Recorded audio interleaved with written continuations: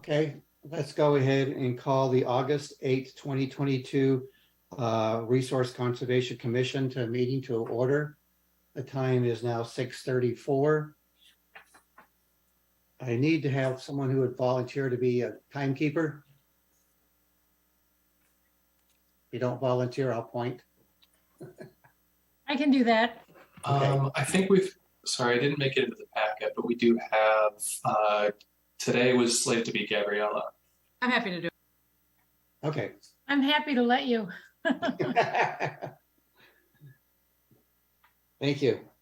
So Gabriella will be the timekeeper. Scott, any public appearances? Anyone in the room? Okay, no one there. Okay. We can move to item 3 on the agenda, approval of the draft minutes from July 11, 2022.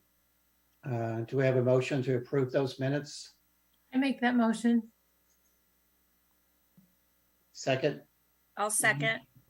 Okay. Up for discussion? I have several comments. Okay. On 4A, I suggest changing in the last line. It says 25 by 25 goal. I suggest changing goal to commitment.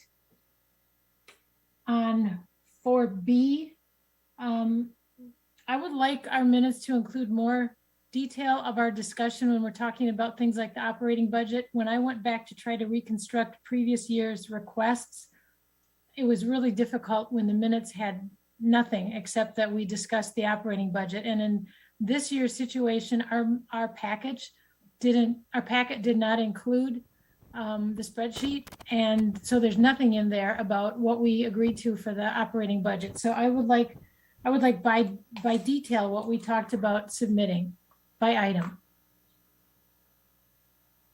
Do you understand what I'm saying? Yep.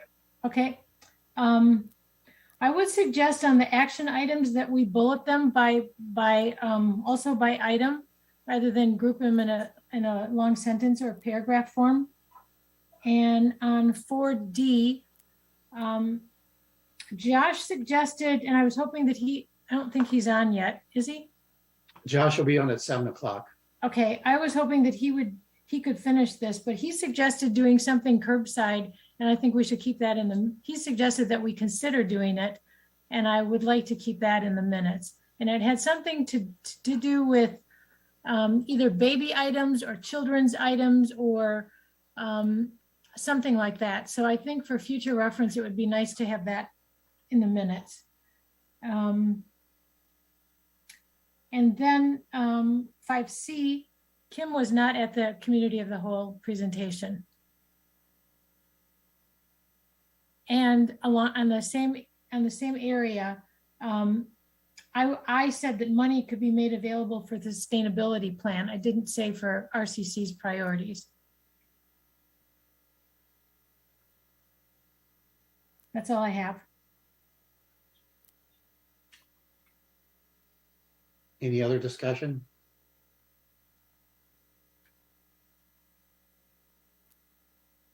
All in favor of approving the draft July 11th, 2022 meeting minutes? Say aye. Aye. Aye. All those opposed? Meeting minutes approved. On to the next item agenda number 4, new business, resolution R-152-22 Fitchburg TMDL wind slam update. We have a motion to approve the resolution. I make that motion. Second. Second.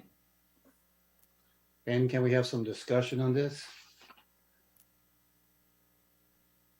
Yeah, so just a little background. Again, this is to update the wind slam model for our annual MS4 reporting. One of the big drivers behind this is we're currently not meeting the required TSS and phosphorus reduction required by the Rock River TMDL.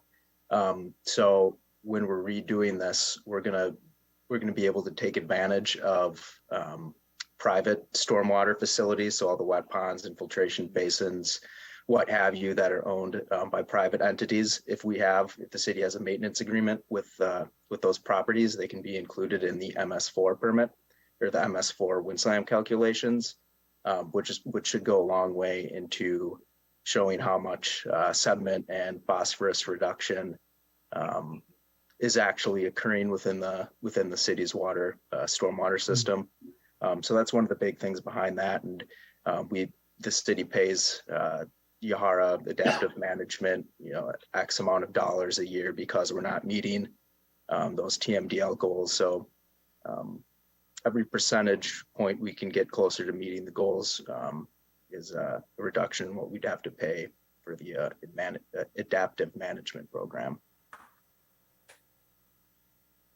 Yes. And would that include things like Terravesa? Yeah, so that would include Terravesa. That's in the urban service area. Yep. So Okay. anything, the MS4 is in anything in the urban service area. So anything rural isn't actually included in the MS4 permitting. Ben, how much are we paying for the adaptive management? I believe it is $102,000 a year, plus or minus. And this has gone on since 2014. Why? I don't mean to be insensitive. I know the city's had a ton of things on their plate, but why are we just doing this now? I really can't speak to that as far as the timeline, and if there were and any other initiatives to try to get this done earlier. I guess I don't know. So I really can't say much more than that. Well, if there have been, the RCC hasn't seen them, but so that, let's say that the 102,000 adaptive management fee, is that included in the 2022 operating budget? It is, yes. So this is in substituting that, we wouldn't pay that this year, or? We still pay it, but essentially if this study and analysis finds that we're actually reducing our sediment and phosphorus enough to meet the TMDL guidelines, then I essentially wouldn't have to pay that fee anymore. So as far as this year, we'd still have that fee. There's a progression with what the fee is that was signed, an agreement signed for that certain progression. But that's, based on our old, wind slam modeling and how much our TSS and phosphorus reductions were previously or as currently modeled. So when we redo this and put this effort in, we'll get this new picture to see what our actual TSS and phosphorus reductions are when we take into account some of these other stormwater facilities and these new developments. So then at that point, we'd reassess, and maybe we wouldn't pay any fee at all to Yahara Winds. Maybe we would. It'll depend on ultimately what that TSS and phosphorus reduction level is. Let's say that it comes back really good. We don't get any of the fee refunded. Is that right? I don't know. I'd have to look into that. Any kind of retroactive. I'm not sure. I don't believe so. So hopefully this will just save us money going forward. Yes. So and that $102,000 or plus or minus goes to fund other projects primarily in rural areas. So constructing filter strips or things like that to try to reduce the nutrients and runoff from agricultural practices. So that's what that money goes to. I mean, but spent by Dane County, or?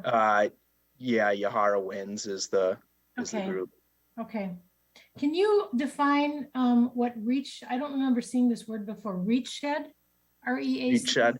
Yeah. So that would be, let's say you could just say a creek or like a tributary to a creek, that it would have its own separate reach shed. So that's like watershed basically. Okay. And then my last question, AECOM, if that's how you pronounce it, was not the lowest bidder. How did you decide to use them? AECOM, it was a qualifications based.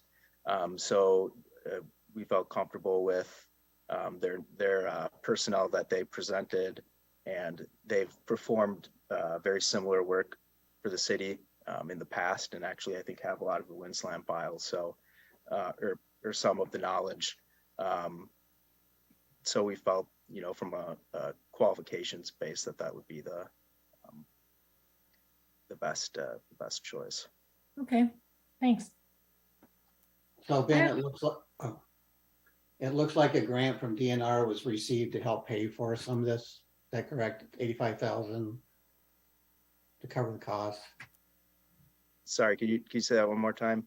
There was a grant, there was the DNR grant help pay 85,000 to help pay for this. Yes, so that was the urban non-point source planning grant in the amount of $85,000 that will fund the majority of this Okay. analysis. And the rest of it comes out of our stormwater budget then. Yep. Okay. And Ben, in terms of the 2/3, the vote required because of the change in budget, the change in budget is an addition because of the grant money, right? We're not actually adding money to the project. It's exactly right. I think it's Okay. just the funding source change. The addition is just the grant money. It's not any coming from any other sources. Yeah. Okay, great. Thanks. Cool. Wait, I'm confused about that. So we have an $85,000 grant and we have a $185,000 project. Is that correct? Or do you net it to be 100,000? There's already, I believe this is already in the budget. The TMDL Okay. model is Yes. already in the budget. It's just anytime a fund is changed, we have to Okay, have a 2/3 vote of the council, or anytime. Yeah, at least a vote, but often a 2/3 vote. okay, thanks. Ben, I just had a follow-up question. So I used to do Windslam modeling myself a while back.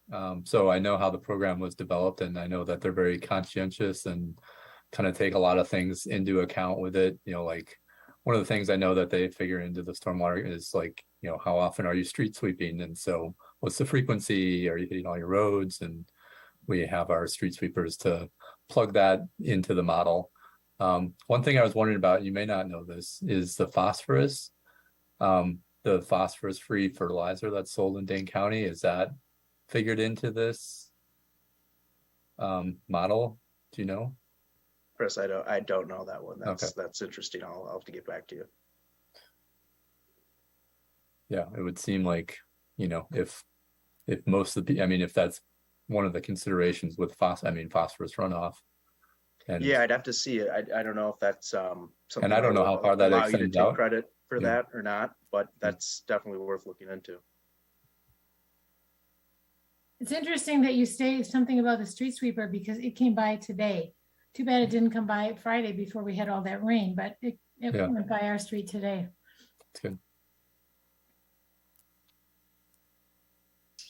Okay, any other discussion on resolution? Or go ahead. Does somebody have something?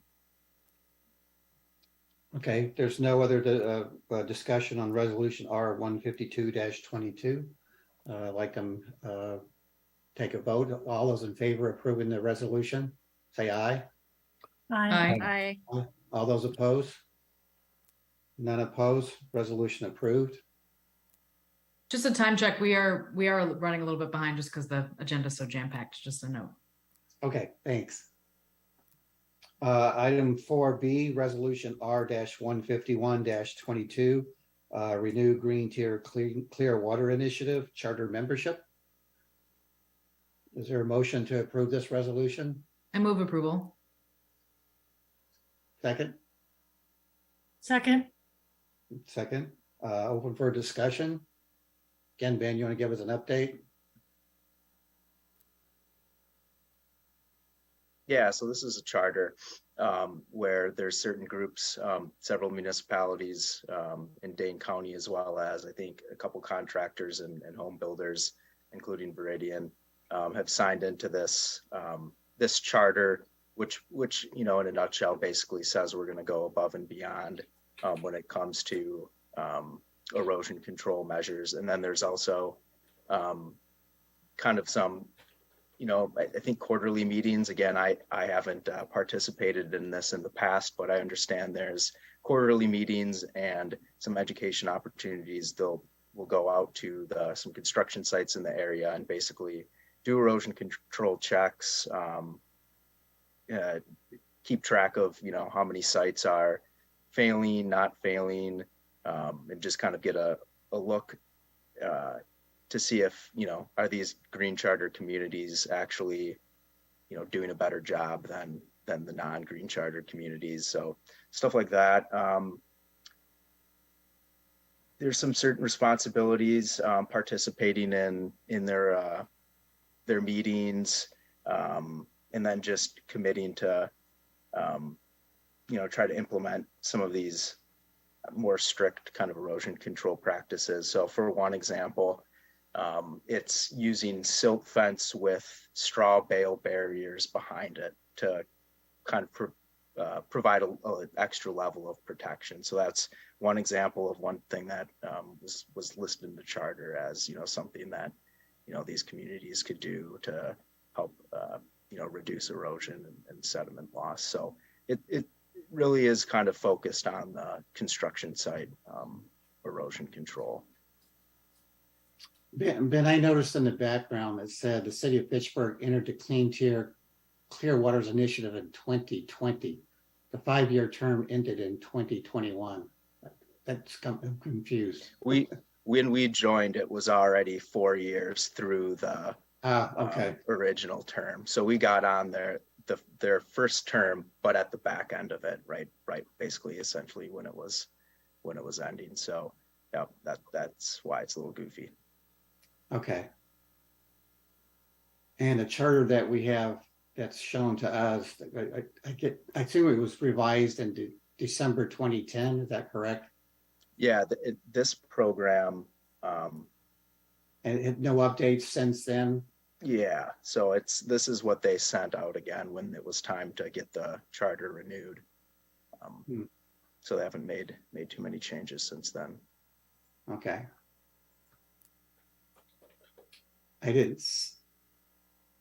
Well, maybe I missed it. I just didn't see a signature there for a city of Fitchburg person. So That's because we didn't sign on originally. We joined 3 years into it. but this would be a new charter though, right? We would sign on to. So what they asked is that we would so you see it, all those sheets that just have, it's a single signature on one page. They sent that to us and just, said, can you get this signed and return it? But the language in the charter was identical. That was just kind of an attachment they sent along with it. Okay. Thank you. Any other discussion on this resolution? If not, I'll take a vote for approving resolution R-15122. All in favor, say aye. Aye. All those opposed? No opposed. Resolution approved. Next item on the agenda, 4C, Planning Green Thursday and Bring Your Own Bag Fall Events. I think this is something we've been discussing in our last couple of meetings. And I think this is something maybe that Chris and Diane, you guys have been have a little more understanding of it than I do. Maybe you could share some of your information or what you would propose for this event.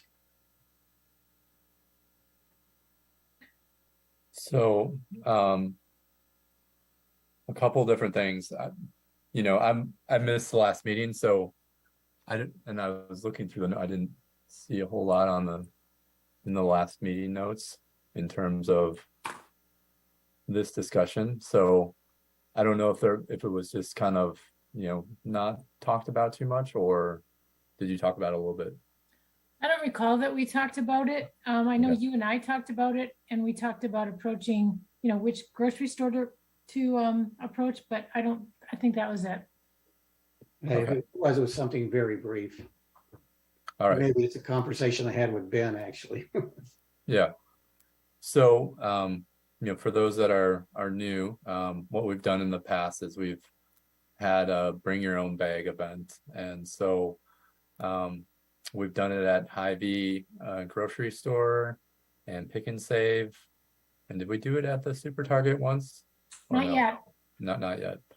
So most of the events that we've done so far have been at the Hy-Vee. I think we've done 2 or 3 there.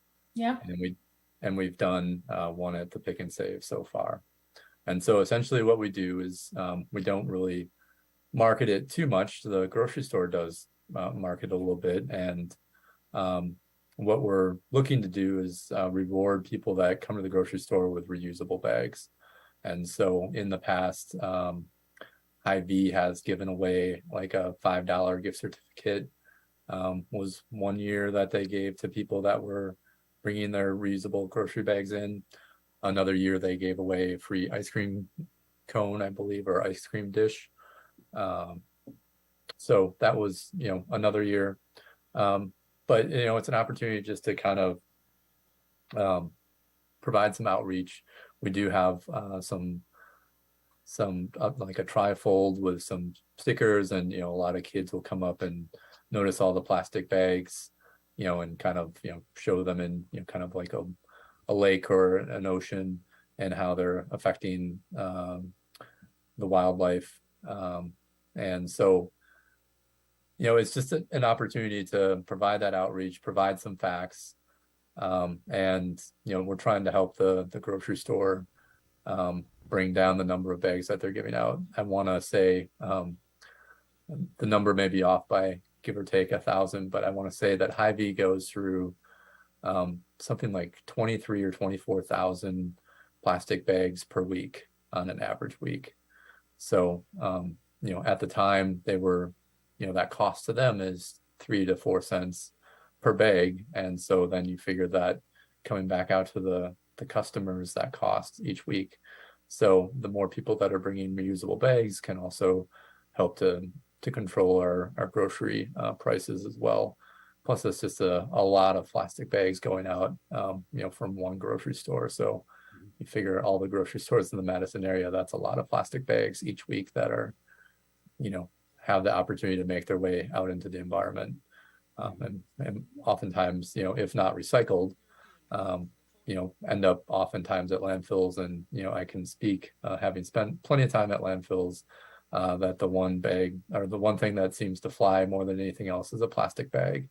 It'll fly off into the trees, and it'll be a common object that people are trying to clean up. So that's kind of the the overall rundown on it. And so we normally do this for like a 1 or 2 hour period, where we essentially just reward people that bring them in, encourage people that don't have them to consider potentially purchasing one, or bringing them next time, or giving them tips to try to have a reminder to just store them in their car so they don't forget them. In some cases, I know that we've had people that actually have them in the car but forgot that they're walking to the grocery store without them, and so they'll actually go back to their car and get their reusable bags. So that's kind of what they are. They're just simple events to just encourage people for more reusable bags use. So Chris, how is this all set up and with a grocery store or Target?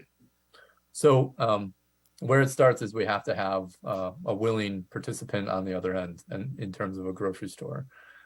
We had a very engaged partner with Hy-Vee, and that's why we had a number of events there over the years. We've tried to keep it a little bit more even, but sometimes we just won't get the right level of engagement or interest from a grocery store, and so we'll work with the one that is engaged and interested in doing it. And so we want, since we have done more at Hy-Vee, we'd like to try Pick and Save and see if they're willing to do it. I know that Diane has mentioned probably in the past of this group that we believe that Kroger, who Pick and Save is owned by, has a sustainability goal to eliminate plastic bags by 2025. Is that right? I think so. So, that's, that would make me think that they would, want to, have events like this so their patrons can have some outreach on this ahead of, a potential, big change coming in 2025.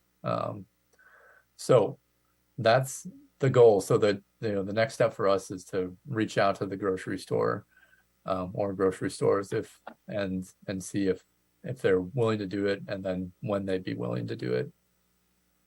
We try to do it generally on weekends, avoiding times when we might have football games that might cut down on the grocery. So we try to get it at a pretty busy time at the grocery store, and hit as many people as we can. It's not again, it's we're looking to encourage people to do it. We're not giving the wrath of not bringing the reusable bags, but we're encouraging people and trying to educate them with photos and whatnot and statistics as to why we want more people to think about using reusable bags. Ron, we have, we usually borrow the city's trifold. We have laminated pictures of problems that plastic bags have caused, and a couple of, and we've got some handouts. We don't approach people, if they want to look at if they come to us, we'll be happy to engage them. For the people who bring a reusable bag into the grocery store, then we hand them a coupon for whatever it might be. Like Chris said, for Hy-Vee, for 1 year, they gave $5 off a purchase of, I think, $10 or more at their store. Another year, they gave a coupon for a free ice cream at Pick and Save. And they also, hopefully the stores at the same time will have a sale on reusable bags, so that if people aren't bringing reusable bags, they might consider buying one. At Pick and Save, what we did there for reward, I think Kim approached Dairy Queen and got some certificates from Dairy Queen for a free ice cream cone. I think that's what it was. And we still have some of those left. So we hand those out. Usually we do this outside, but if it's raining, then we have to move inside. So Just a does quick time check. We've got 4 minutes left on this topic. okay. So does someone from RCC reach out to Hy-Vee or Pick and Save then? I mean, how's this? That would be an action item. Okay. We need to do that. Do we have that relationship with them? Well, we had it with Hy-Vee. The store ownership has changed. So I mean, we're pretty much, and it's been a couple of years since we've done one. So we haven't done one since, our last one was probably late in 2019, if I had to guess.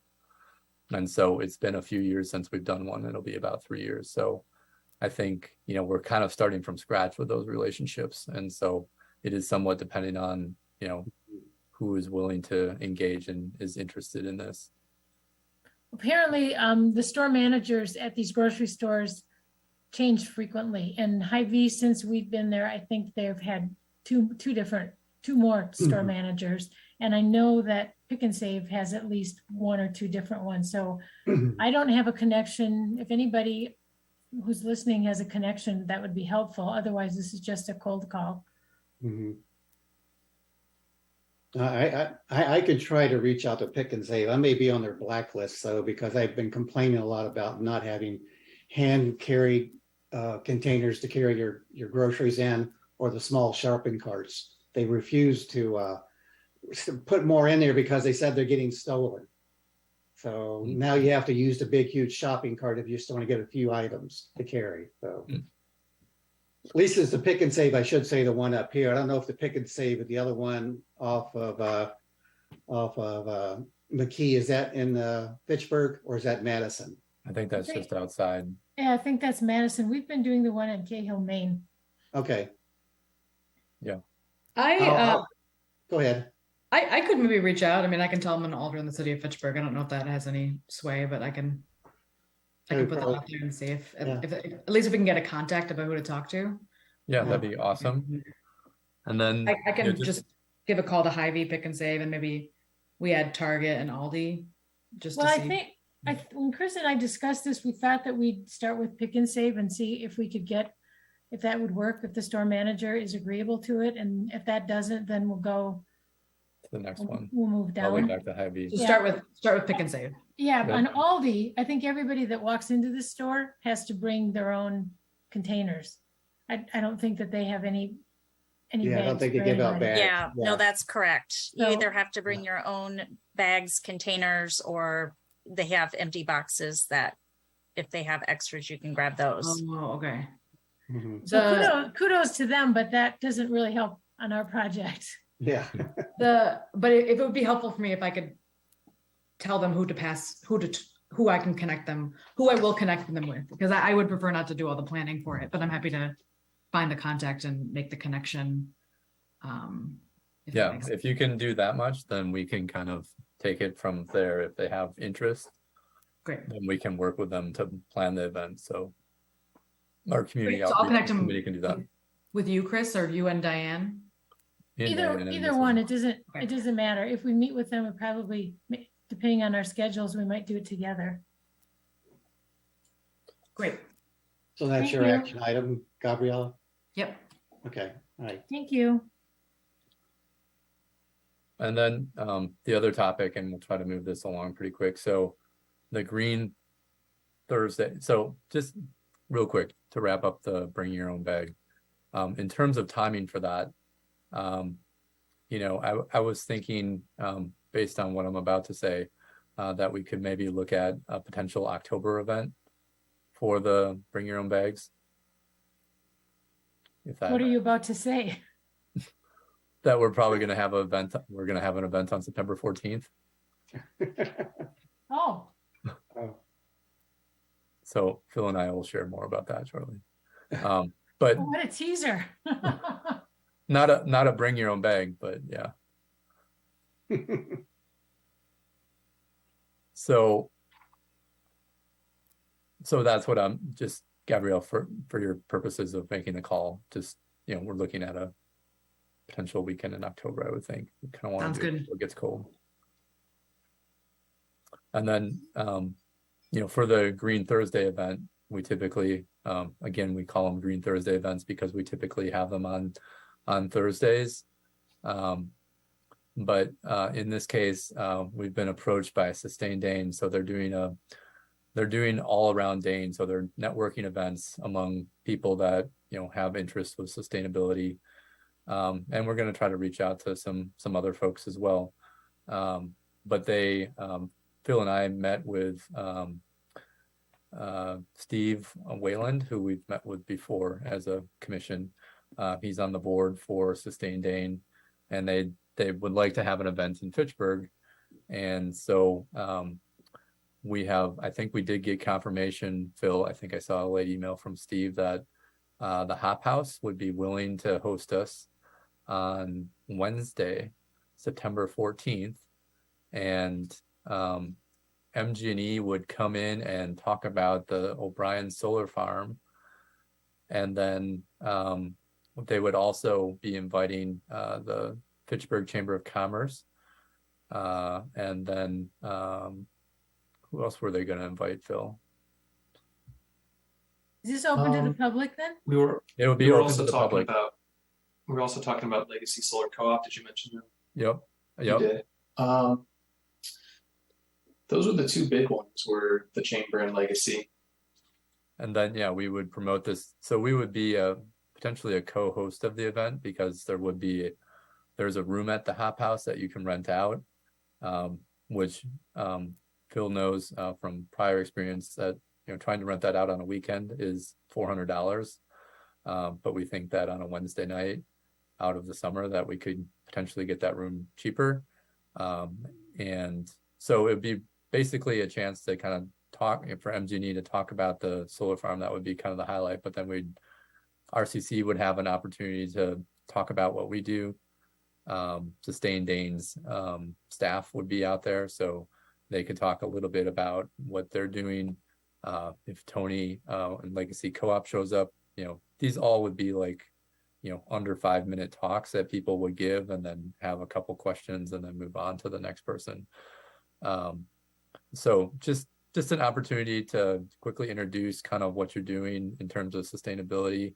And then, have, the main purpose is to network with other people, like-minded individuals on that are working on sustainability matters, whether it's within their business or at home. The other person that we're planning to invite is Professor Tinjin from UW-Madison. And so he's provided a talk to us in the past and done a really good job with answering people's questions about renewables at the residential level, and then also kind of bigger picture as to what's going on in kind of those markets and whatnot. So I think it'd be a really cool event. I think it might accomplish one of the next things we're going to be talking about is, Fitchburg Renewables outreach.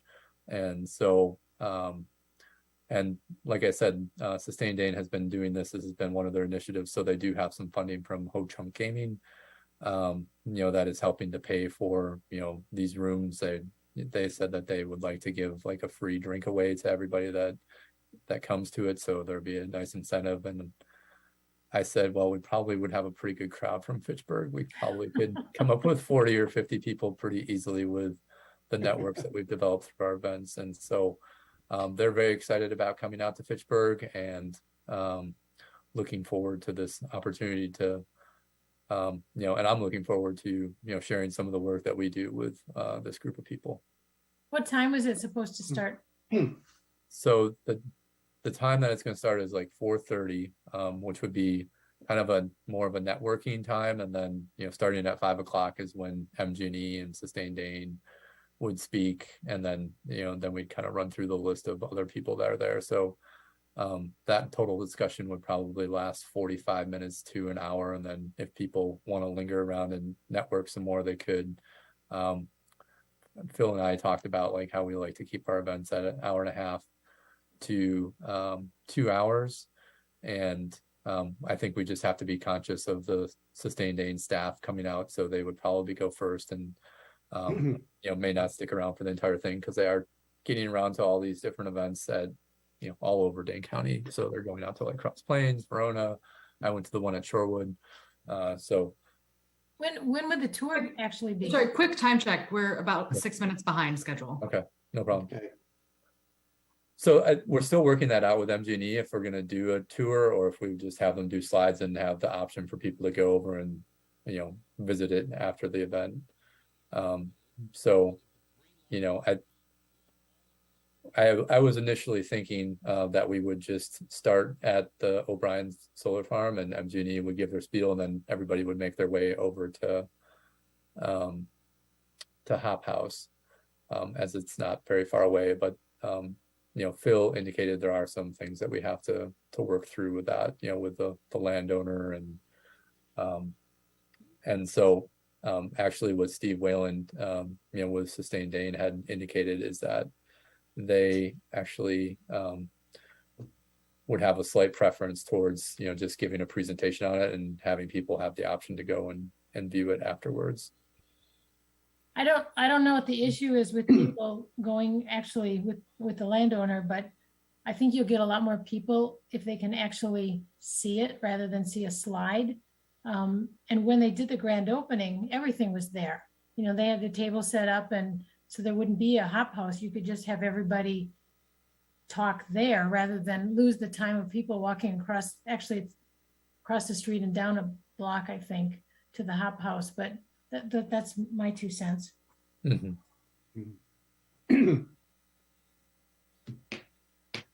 Phil, do you have anything to add? I do. We could cover in the next agenda item if we want to skip ahead to that. Okay. Okay, so Chris, what's the next steps in here for the Green Wednesday? The Green Wednesday is, I think, just detailing out the event with MG&E. So Phil and I are kind of in touch with Sustain Dane and MG&E on that. And so as we get that detailed out, it sounds like they've been just pretty much doing kind of an email to market it. They said that it would be all right if we developed a flyer, but we would be a co-host for the event. And with that, we'd be looking to potentially, since we do have budgeted funds, if we do end up using the hop house and there is a room rental, we may pitch in like $100 to that, or I'd request that we would consider doing that to help with the cost of the room rental at the hop house.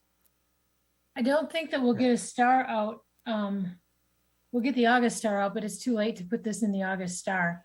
And I don't know that the September star will be out in time for this event. It'll be close. Yeah. Yeah.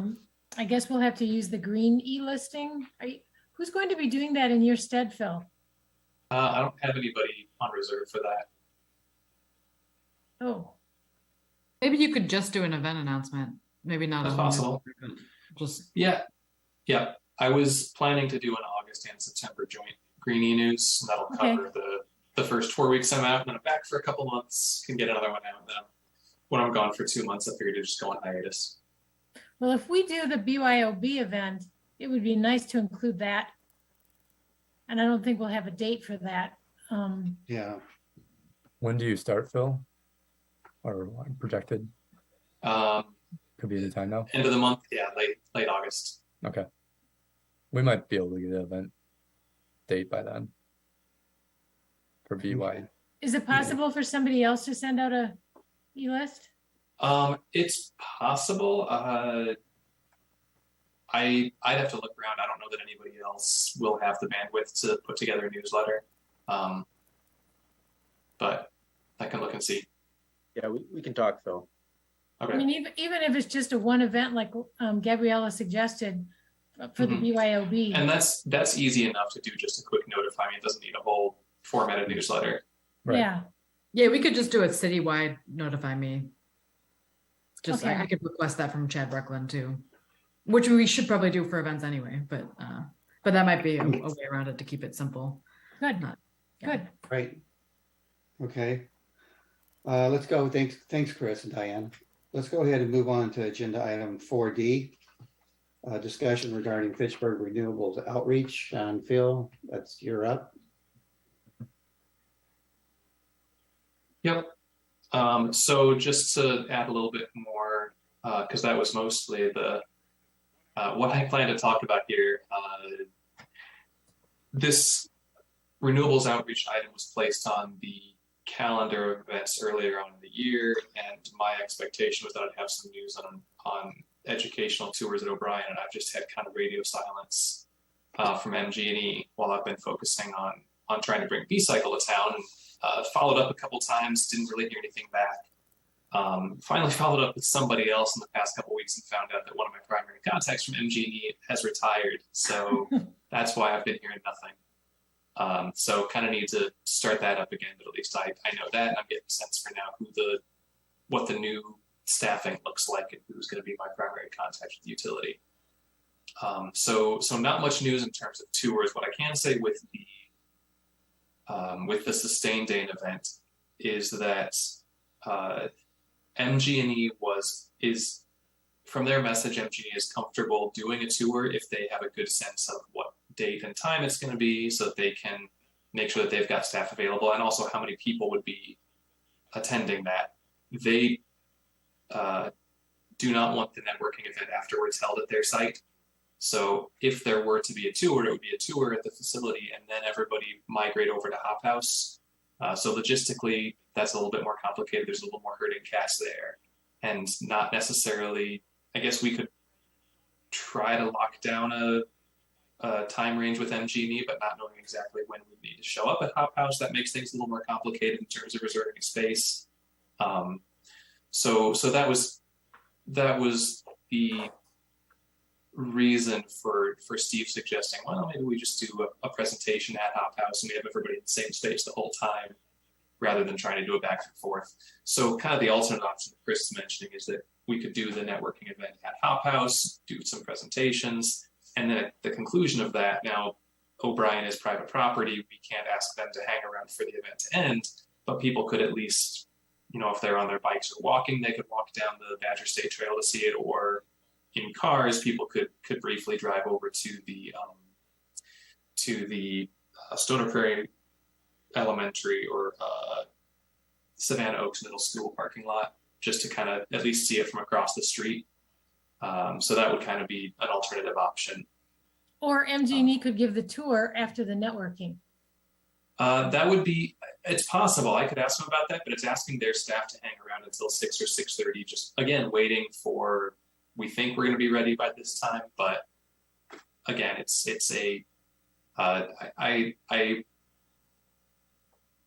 because there has been some staff reshuffling and I don't think they right now have a standard process for these types of events. I can tell it's kind of a bit of an ask already for MG&E to ask them to do a tour, asking them to kind of stick around at that site until 6:30. I can check on it, but it feels a little bit more of a burden on them. Yeah, my feeling is, and this was kind of my gut heading into, like it's a cool thing to show off and be able to talk about it within the background. You just have more questions that kind of come up as you're looking at it, and you can explain things and show things like the bifacial panels and all those types of things, and and then kind of the vegetation that they have, the special vegetation that they have as well. I think those things are really cool to see, and I know that there's standard way of these events is to have this networking session from like 4:30 to 5 or 5:15, but I would propose that maybe, and it depends on kind of how people feel about it, but I would say like maybe we could shoot to start the MG&E tour at O'Brien Farm at 4:30 and try to have that last approximately a half hour, have your 15-minute transition back over to Hop House, where we can do a little bit of networking, and then we wouldn't have the MG&E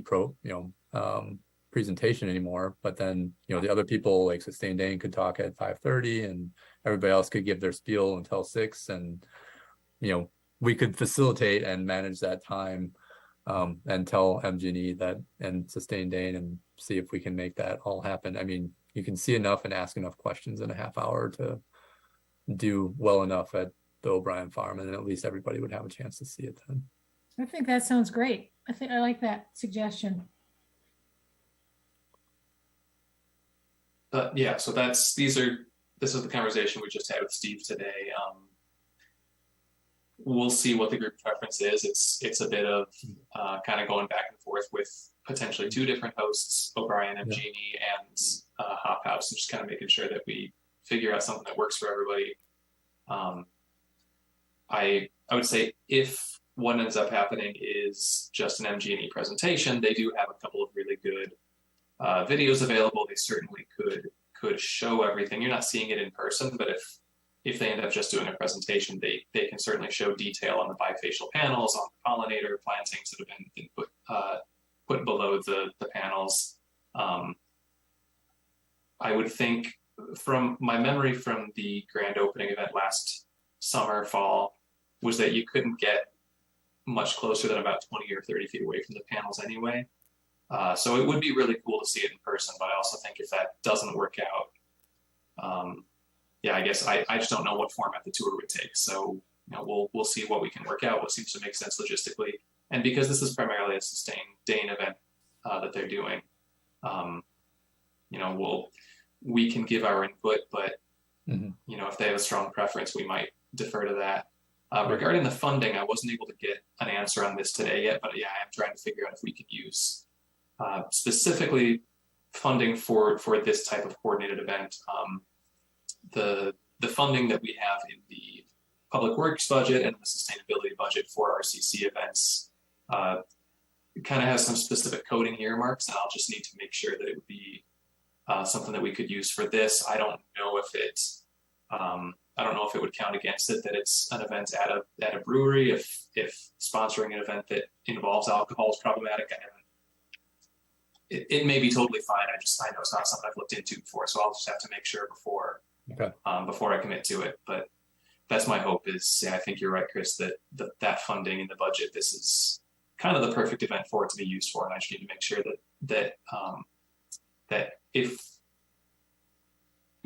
make sure that it's something that would be doable. Okay. That's the primary renewables outreach that we've got going on right now. I think that it would be really nice. It'll be really exciting if Tony's able to talk or anybody from Legacy Solar. I think that people would be really interested in seeing the O'Brien solar array, but getting a presentation on residential solar then really makes it a lot more practical and brings it a little bit closer to home, no pun intended, for the attendees. So that would be kind of nice to have somebody there talking about that as well. I know that Renew Wisconsin is doing their Madison program again. So they have been including Fitchburg in their outreach. And I'll make sure to, in exchange, I'll call that out in the next Green e-newsletter as well. Okay, great. Thank you, Phil. All right, we can move on to item agenda 4E, small scale solar arrays for municipal infrastructure. Diane? Thank you for putting that on the agenda, Ron. I'll hopefully make this a little short. If my memory is halfway accurate, Phil, I think you told us that there was no more room, or we've explored all the rooftop options on municipal buildings for solar. We've already explored. Do I remember wrong? I would say the vast majority. Well, here's why I'm asking. I noticed recently that there are no solar panels on the McKee Park Farms shelter. And I know that shelter and McGaw have bathrooms that are open year round. And I'm wondering, couldn't we use solar to heat the water? Can we use solar hot water heat and get the shelter off the grid? That's a good question. I'd have to look into it. Possibly. Mm-hmm. So that's why I asked maybe that this be put on, because I thought both, certainly the McKee Park shelter it has lots of sun exposure, and I would think that would be a good use for solar. So you're suggesting not even solar voltaic, but specifically a solar hot water array, or both, because they have I know they have lights in part of the shelter, but not much. So they do, yeah. I think. I mean, it's also just it's a good structure for collection all year round. I mean, I don't think we should necessarily see it. I mean, I'm sure it'll offset most of the structure's use, but if it's putting back into the grid and it's lowering our usage overall, still a good structure to put those on. Yeah. For something like that, one of the tricky things is always that the sellback rate is lower than what we spend, and so for a building like that with really inconsistent usage and not really much at all in sun shining, probably 90-95% of the solar generated would be sold back to the grid. So it just changes the equation in terms of how quickly it pays it back, which means to make it cost effective for the city, we'd be looking at, we need to really make sure that we can get some solid grants to help pay for it. And then possibly see if there's a way to, that would be a great candidate for a solar plus battery backup. Yeah. It's still going to generate a lot more than is used there, but could it also electrify the pump house in the splash pad and some of the other things under development there? I think those are on different meters, so that would be the tricky thing. Is the way that we work out that contract with utility, it's much easier if you're just installing it on one building and you put it kind of behind the meter, as they say. So anytime the sun is shining, it's turning your meter backwards on that particular one. The pump house, all of the park lights are on different meters than the shelter. So I'm honestly not sure what that would look like in terms of a contract, if it would be credited in a different way.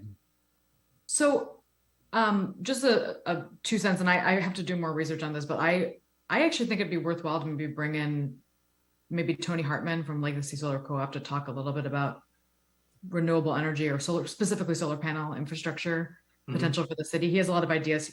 Tony Hartman used to be an alder in the city of Fitchburg. He used to be an RCC member too. Used to be an RCC, so he has a lot of context about this, and I talk with him quite frequently about it. So some of the resolutions that I put forward for the CIP have been in consultation with Tony, and he has told me that MG&E basically like puts our energy bill for every part of the city all on one bill, basically.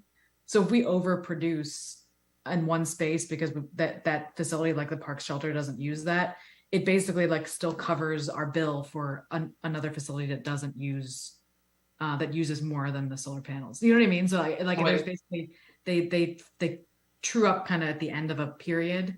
And as long as we're using more energy than the solar panels produce, we're not really selling back. I think, and I may be, you may have better information than me if you've talked to Tony. The way that I've read it is that it's about whether you're selling back your energy as a net producer or a net buyer still. Yeah. So it would still be a lower rate. We'd still be selling back at a lower rate, I think, or is Tony saying that if we're a net buyer, that we would actually be selling back at our essentially commercial rate? Yes. Like a 1-to-1? Yeah, that's what saying. Tony said, if we're a net buyer, that yeah. it's very good for us no matter. So basically, if we ever put enough solar panels up to then we kind of like that, you lose that. But we're then you go down to the wholesale rate, the like 2 cents per kilowatt hour. Yes, but until we break that threshold, which I doubt we ever would, I think we're always probably going to be for a net buyer. So anyway, I think it might be worthwhile to have it, and that doesn't necessarily have to be an RCC conversation, but I think we should sit down with him because that's what he's communicated to me.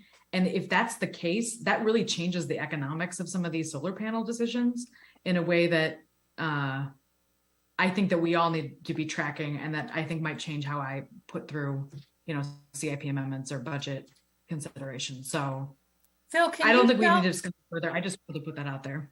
Phil, can you tell by looking at the bills from MG&E if they're doing that? I know the city gets about per month, probably 25 bills from MG&E, but is there a way of seeing if they do group that all together and net it out? There is, and I wish I had the spreadsheets up right now. I'm trying to pull them up really quickly and see if I can also talk super slowly as I do so. Really drag this out and give myself time to pull up a couple of pretty large spreadsheets. My memory was that it's something in the order of there's a certain amount that we pay just fixed fees for grid connection and low income programs and things like that. So when your bill at home is 10 or 11 cents per kilowatt hour, part of that is those fixed fees. So what you're paying for the variable electricity generation rate to actually purchase the electricity that's being generated, you might be paying more like 6 or 6.5 cents per kilowatt hour on that variable electricity cost itself. And my understanding was that it was something like we pay 6.5 cents per kilowatt hour, let's say, but the two buyback rates would be either 2 cents per kilowatt hour if you're a net producer, or if you're net buyer, still somewhere around 4 or 4.5 cents was my memory. And I need to see if I can figure that out really, really quickly right now. It's not a thing that has to be decided now anyway, but that would be the question.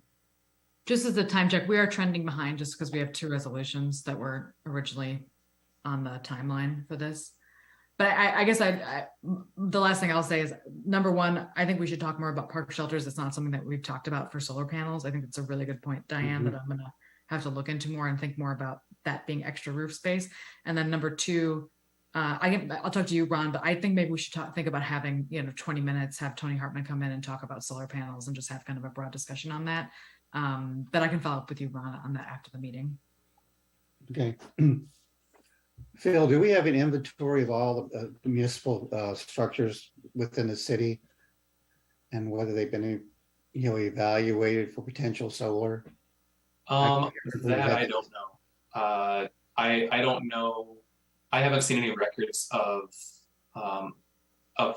evaluations done before me on buildings that we didn't end up putting solar on. So the ones that we did install solar, I know, of course, there was an analysis done. But when we did that 2017 project, I'm not actually sure if they, I think they considered the community center at one point. I don't know if they considered anything else. I think it would be really important to check out if we actually are, if the solar energy that we produce is used here first everywhere, if that's offset, like Gabrielle represented that Tony said. I think that would be very worthwhile to find out because that does change the picture. Yeah. So yeah, that is definitely how they do it to determine whether we're a net buyer or seller. Is it's the whole citywide usage and production. I think the only question is whether it's at whether we're selling it back at the same price we normally buy it at, or if it's still a lower sellback price, just not as low as wholesale. But if we're net buyers, why does it matter what we would sell it back at? So I think we keep getting at two different things. I think we have to go ask this of somebody who knows the billing relationship, because I think Phil's getting at the idea that they're basing it off of a single meter. If that meter starts to go positive, it's usually at a lower rate. And but for the Gabriella's city is right, and they're just they're taking against where we spend elsewhere, that would make it an equal rate. It's really just a question for me of when we buy electricity, let's say it's at 6.5 cents. So anytime we use solar that we're producing in the moment, we're offsetting 6.5 cents per kilowatt hour of electricity. The question is, when we sell back, is it that same rate? Or are we selling it back, let's say, at 4 cents, in which case the value of those kilowatt hours that we sell back are lower, and then it means a longer payback. That's what I need to figure out. Is I believe Gabriella is right about the net buyer and seller, that they do our entire portfolio for that. It's just a question of what we're selling it back at. Well, if we are a net buyer, then we would never be a seller. Well, in the moment, when an individual array, so anytime the city hall array, because it's specifically net metered, it's behind the meter on city hall. So anytime the city hall array is producing more than city hall uses, that set of kWh, that excess we're selling back. But we're not necessarily a net seller. In the moment, we could be selling back, but over the course of a 12-month period, we're still buying more than we sell. Okay. So they do this truing up, like Gabrielle said, every month they look back at the past 12 months and say, are you a net buyer or seller? And yeah, we're probably never going to be a net seller. That's just unrealistic. But still, in any given moment, if we're overproducing on one array compared to the meter that it's tied to, we are selling that back. And so I think the East Fire Station, we actually sell back something like, and I just skipped past this in my spreadsheet, we sell back something like 40 or 50% of the renewable energy that we produce on that building. I think, and I hope I'm not wrong about that. No, the Public Works, that's what it is. The Public Works Maintenance Building, we sell back 50 to 60% of the electricity that those panels are generating, because they produce such a large amount. It's somewhere around 100 kilowatts of capacity, and the maintenance building just doesn't use that much on a regular basis. So that 50%, let's say, that we're selling back, the question is that 50% being sold back at a lower rate than the amount, than what we'd be buying. And so if you put it on top of the Key Farms Park building, 90% of what we're producing, we're selling to the grid. It's not going to make us a net seller. We will still be a net buyer. But yeah, I need to know specifically what the rates are. That's all.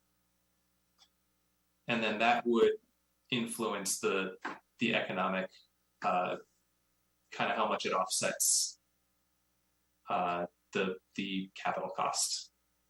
Are we looking at more like an 8 to 10 year payback, or more like 13 to 15? Are you thinking that you'll be back in November?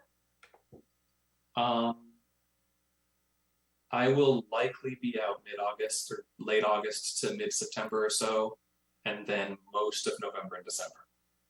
So I'll be around all of October and a good chunk of September. Maybe, Ron, you could invite Tony to join us for the October, because it would be helpful for Phil to be at the same meeting with Tony. So maybe Tony could join us for the October meeting. Okay. Gabrielle, do you have that his contact info, or do you want to reach out to him? Yep, I can reach out to him about the October. Yeah, reach out to him about the October meeting. Okay. Yep, I'll do that.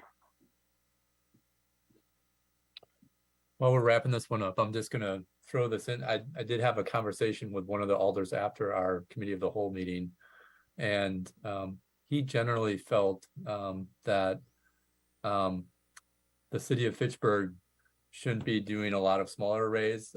He would prefer that we're spending, we got more of our energy off of a, kind of more of a major array like O'Brien solar farms who just felt like, we're not a utility. And so when these panels need to get replaced, I kind of see some different aspects and I guess positives from doing it on individual places like we've been talking about with the park shelters as an opportunity for outreach. But I did just want to share that I did have Alder come up and share his opinion on that with me. I would say if another O'Brien were to be going up in the Fitchburg area and we could buy in on another megawatt worth of electricity, it would be much more advantageous to us. The combination of having solar built at that scale, and so it drops the cost per kilowatt for the construction. That's huge. Being able to essentially hand off all of the operations and maintenance concerns to the utility is huge. I'm getting daily, weekly, it sort of depends on how the electronics are doing, but I get fairly regular fault alerts on some of our solar inverters, and then 10 minutes later there's a resolution. But I kind of have to always check, has this one been resolved? So I need to reach out to somebody. Not having to worry about that's great. And yeah, just being able to bite off a chunk of our electricity all at once rather than doing it piecemeal. So we did the 2009 and 11 solar projects they were ground mounted solar at Public Works Maintenance Building, and I believe at City Hall, a smaller array. And then we did the 2017 municipal, and then we did in 2019 and 20 the solar on top of the East Fire Station, and all that together is under 10% of our municipal energy use, electricity use. The one O'Brien project by itself was 20%. Now we can't push somebody to make another O'Brien happen, but yeah, if it was a possibility, that'd be the preference. Just another time check. We're about 5 minutes behind the next agenda item with the time, but we have 2 more items that were added. So we're probably about 20 minutes behind at this point. And that wraps it up for me then. Okay. Thanks, Phil. And thanks, Diane. All right, let's move on to agenda item number 5, old business, fall recycling day event. Ben, sounds like we're all set for that or getting set for it. Are we skipping a couple of resolutions here? Are you on the new agenda, Ron? No, oh. Can you share the agenda? I printed off the one that I had in my packet, so.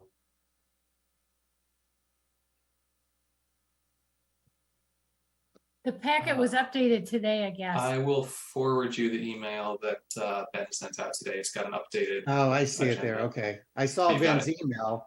Okay. I have a question in general before we take these 2 items up. Are we violating open meeting laws by not giving proper notice on these 2 items? So these were noticed as part of the council packet, and they were referred out on July 22nd. Sorry, July 28th. I was just looking at this. So this has been publicly noticed, these topics, and it was, as of the council meeting, they were referred to RCC. Okay. All right. All right. Can you pull that up again, Ben? Phil, did you have that pulled up, or Gabrielle? Oh, somebody there, yeah. Can you all see that? Sorry, I'm sharing my screen. Yeah, I can see it.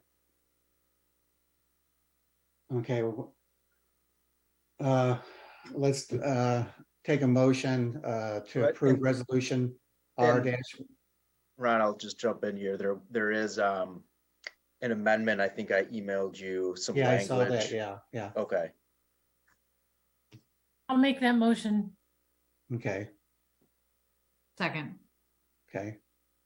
Up for discussion? Ben? I hope Ben has some discussion.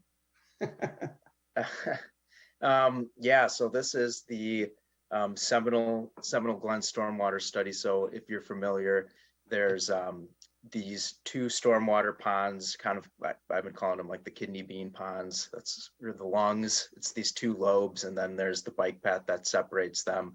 So that's one kettle. And then just to the east of that, there's another kettle, which is forested with some mature oak trees and some other trees.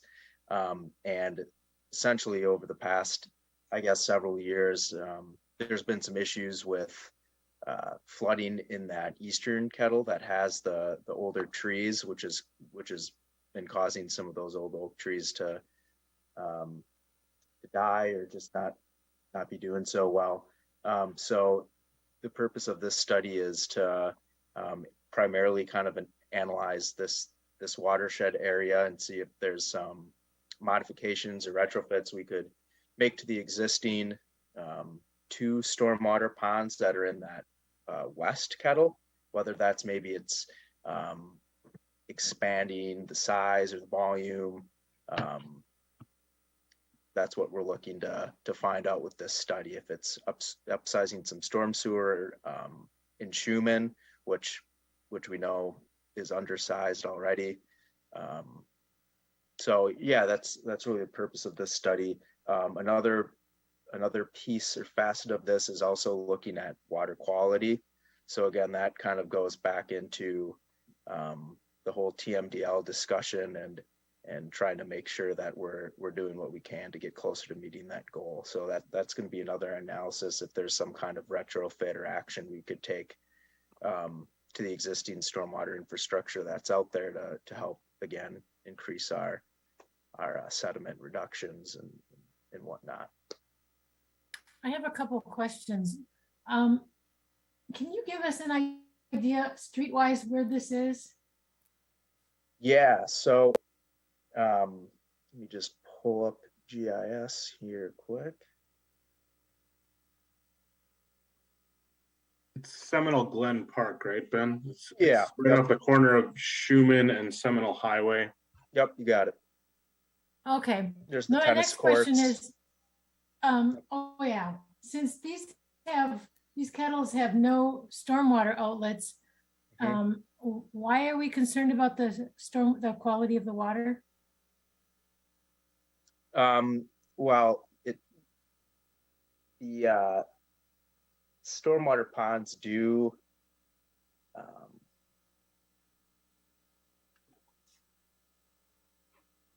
hold on a sec here. I'm bringing up some storm sewer infrastructure. Well, the resolution says there's no natural stormwater outlets. That might just be in reference to that eastern kettle that has the oak trees in it. It doesn't say that. It's modifying 2 forested kettles. So maybe they have no natural stormwater outlets, but we made some man-made. There might be, and that could just be, kind of putting the cart in front of the horse there. With a solution would likely provide some type of outlet or some kind of a path for that water to drain. So if that were the case, then we would be looking at wanting to make sure that the water quality is what we want it to be. I want to make a couple of comments on this one. I was the one that referred this. I think it should have probably been referred to RCC from the outset, but I referred it at the last council meeting when it came up in the consent agenda. This is a project that was slated for like far into the future, but it was moved up because there was a pretty big response at the CIP process, not this year, but the past year, from the residents in that area about this project. It's a lower priority. Like if you look at the ranking system that Claudia put together, it's like one of the lowest priority stormwater projects, but it was moved up specifically because of the public commitment to it. I think there's a lot more important stormwater issues in the city that need to have higher priority. So that's, I don't think I'm going to vote against this, but like I do have concerns about this. And I also just in general, like I have concerns about it's a kettle, right? It's a depression in the city and it's being concentrated in a park area, which seems like the place where you want water to concentrate. Like that seems like a good situation. Like it's not flooding a street, it's flooding a specific depression that has a park in it. And I am concerned that we're going to do this study and then they're going to be like, we should put in a $500,000 pumping station. And it's like, no, this is flooding a park, and it kind of sucks that trees are dying. But I think it might just be the reality that we live with. So I just wanted to flag it that we could go through this $48,000 study, and the answer might be we don't do anything because Sure. it's far too expensive. And so, Brendy, feel free to comment on that. But that's just my thoughts. I think it's important for us to. I'm certainly going to be tracking this, and I think RCC should have it flagged as well. Well, I think I can see with the residents, and you've been out there. There are some nice mature trees out there, and it would be a shame to lose them.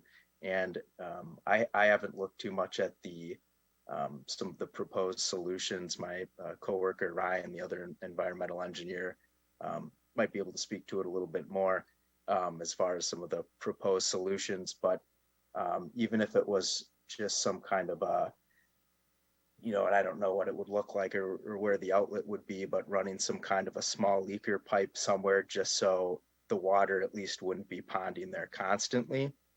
If there's maybe some kind of a cheaper solution to just make sure that the water's not getting too high in there, because I agree. I mean, yeah, it's kind of a natural detention area, but it's similar to kind of the issues that are occurring up at the Sub-Zero kettle as well. With, this is where water is supposed to go, but there's also the expectation that it will infiltrate at some point, and it won't just keep building up and building up. And that could be another thing. Maybe there's a way to improve infiltration in that area, which could be another, potentially lower cost solution. So, I appreciate the comments and insight though. So perhaps maybe we just, this is going to sound terribly simple because in my mind, I'm not an engineer, and so it is simple. We just use engineered soil and increase the infiltration and solves the problem. Well, that would be nice, but there could be some groundwater components or some other things like that. If the groundwater is mounted too high there, then we won't really be able to infiltrate much. And then there's and I'm not sure what kind of soil is out there. If it's 20 feet of clay straight down, then you'd have to dig out a lot of that and put in a lot of engineered soil, I think, to get your desired results. So it really kind of depends on some of the subsurface conditions in that area. Well, here's a probably more difficult question. If this goes forward, if this is approved, it's going to get done at the expense of something else not getting done, something that has a higher priority listing. And what would that project be? Well, I guess there's the Sub-Zero kettle project that I had mentioned. And I mean, this is what's coming up now in our discussion here, but I think there are some higher priority ones, such as like Fitchburg Road. We still have, we fully intend to move forward with that Goose Lake project because I think that is a very important project. So I think there's some other ones like Dunn's Marsh is another one that I think is fairly important, which is the next agenda item.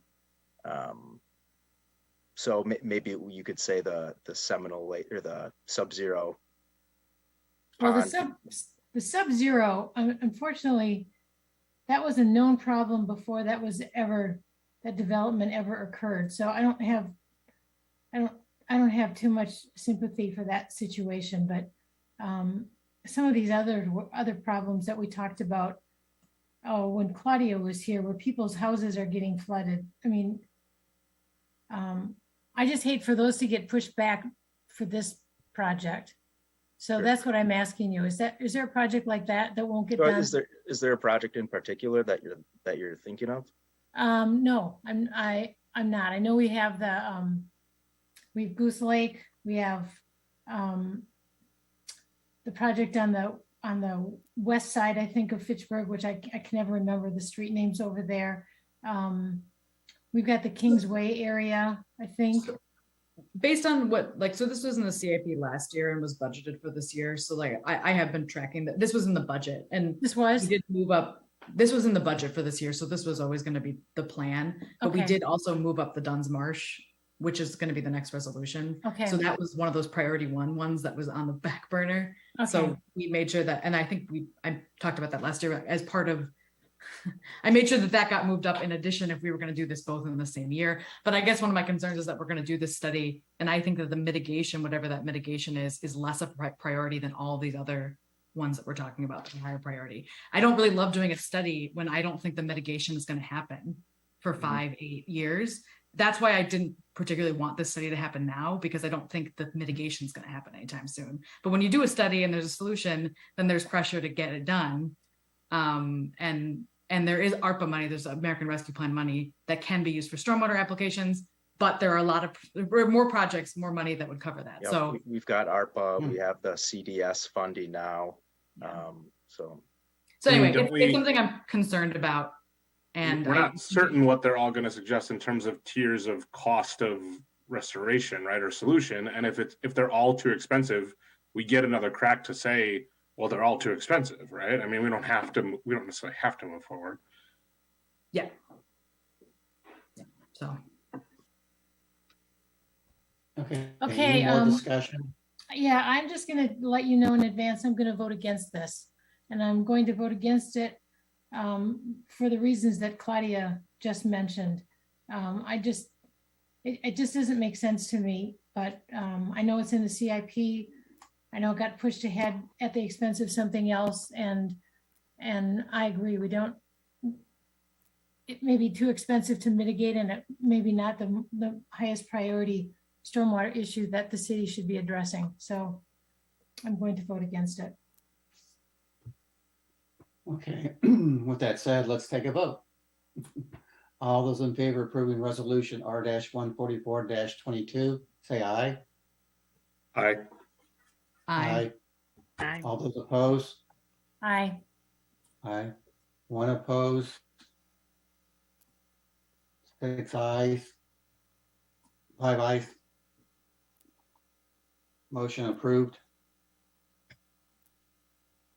Next item on the agenda, 5G, resolution R-153-22, approving the contract for the feasibility study and concept design to mitigate flooding north of Duns Marsh.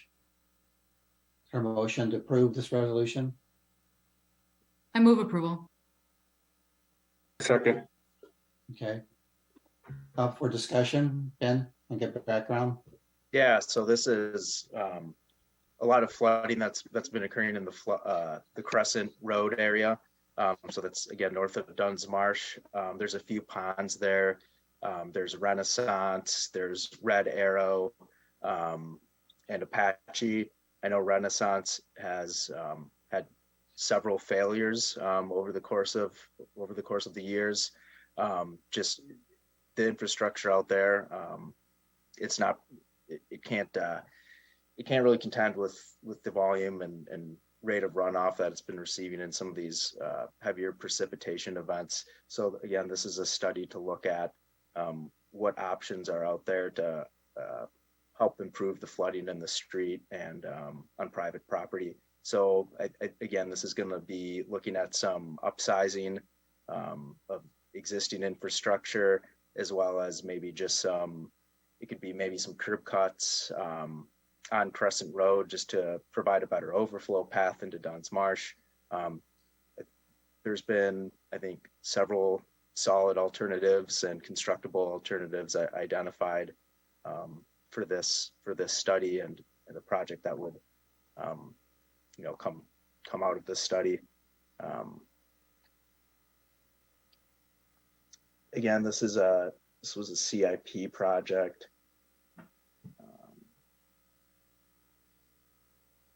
Ben, does this require a 2/3 vote because it's increased by $2,000 or $2,400? Is that why this requires a vote?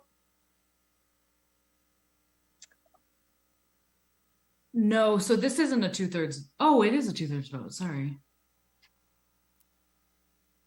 So anytime money moves from one account to another, like no matter how much or how little it is, by city ordinance, we have to have a 2/3 vote of the council. Okay, So it doesn't matter what the size of it. If it's moving from one account to another account, it has to have a 2/3 vote. okay. Any other Thanks. discussion? No further discussion. Take a vote on approving resolution R-153-22. All in favor, say aye. Aye. Aye. All those opposed? And opposed? Resolution approved. All right, we got to do some catching up here. Agenda item 5A, the fall recycling day event. Ben? We can do some catching up here, I think. Most importantly, I just wanted to ask about some volunteers, see if it's October 15th, see if people were open to volunteering or had interest, availability, or if there's a network that you have been reaching out for volunteers for these kinds of things in the past, and just seeing if we could maybe start reaching out and get this on people's calendar. Mm-hmm. Yeah, for past I'd events, be we've been available. able to pretty fully staff with RCC, and then the last couple of events, we've got a couple alders as well. So we want to reach out to them. Okay, great. I'll be available, And Ben. Okay. I will too. Awesome. What's the All right, date? I'm good. sorry, I It's was Saturday, October 15th. October 15th. Yeah, and I think we've got a brochure made up and starting to put together some other promotional kind of material. Is that stuff, can we send, if we send that over to you, you can kind of spread that out throughout the community or as you see fit? Is that something you guys have been doing in the past? Actually, Yeah. the business that does the e-cycling seems to be doing a mailing Okay. out to, but not to all residents. Our household has never gotten that. And other than that, we put something in help me out with this, guys, but I think we put something in the Star. We put an announcement in the Star about it. Mhm. We put it on the Fitchburg's website, and maybe send it out to the neighborhood associations. Is that how we get the word out? Yeah, and then I usually post it on Next Door Neighbor as well, which goes out to all of the Fitchburg neighborhoods. Oh, good. And then we put it, then all of us have connections with our neighborhood associations. So we send it out. I know for Quarry Hill, I send it out to our list and then post it on our Facebook page as well. Awesome. Yeah, I don't believe the city keeps an updated list of neighborhood association contacts. They do. I've asked in the past and been told otherwise, but maybe someone has that I haven't checked in with. Really? Because yeah, I've been told that they do. But I think we can spread it without doing that. Yeah, I think the Next Door Neighbor, so many people are on that from all over. So I think that's usually a good way to get it out to all the neighborhoods. I don't think we have to worry too much about the number of people showing up. We always have an abundance. Okay, Yeah, marketing isn't really a problem. great. If the Gabriella, did you have something? if the brochure's ready, I would get it up on the website, because right now the website, the Recycling Day event page on the Fitchburg website is still all the spring information. Okay. And I really like having a landing page to send people to for all links. So if that gets updated, and obviously I think a lot of the promotion is going to happen in the later part of September, early, but I'll start talking about it at council every single time I just start harping on it. So Sounds good. Is the date on the website now? Yeah, I can update the date at least really quickly, even if we don't have a brochure on there yet. That's an easy one. Good. Okay. So we've got Ron and Kim both said you're available, Yep, I'm available. Yep. and Gabriella. Chris as well. If I'm in town, I'll help, but I can't tell you yet if I'm going to be in town. Okay.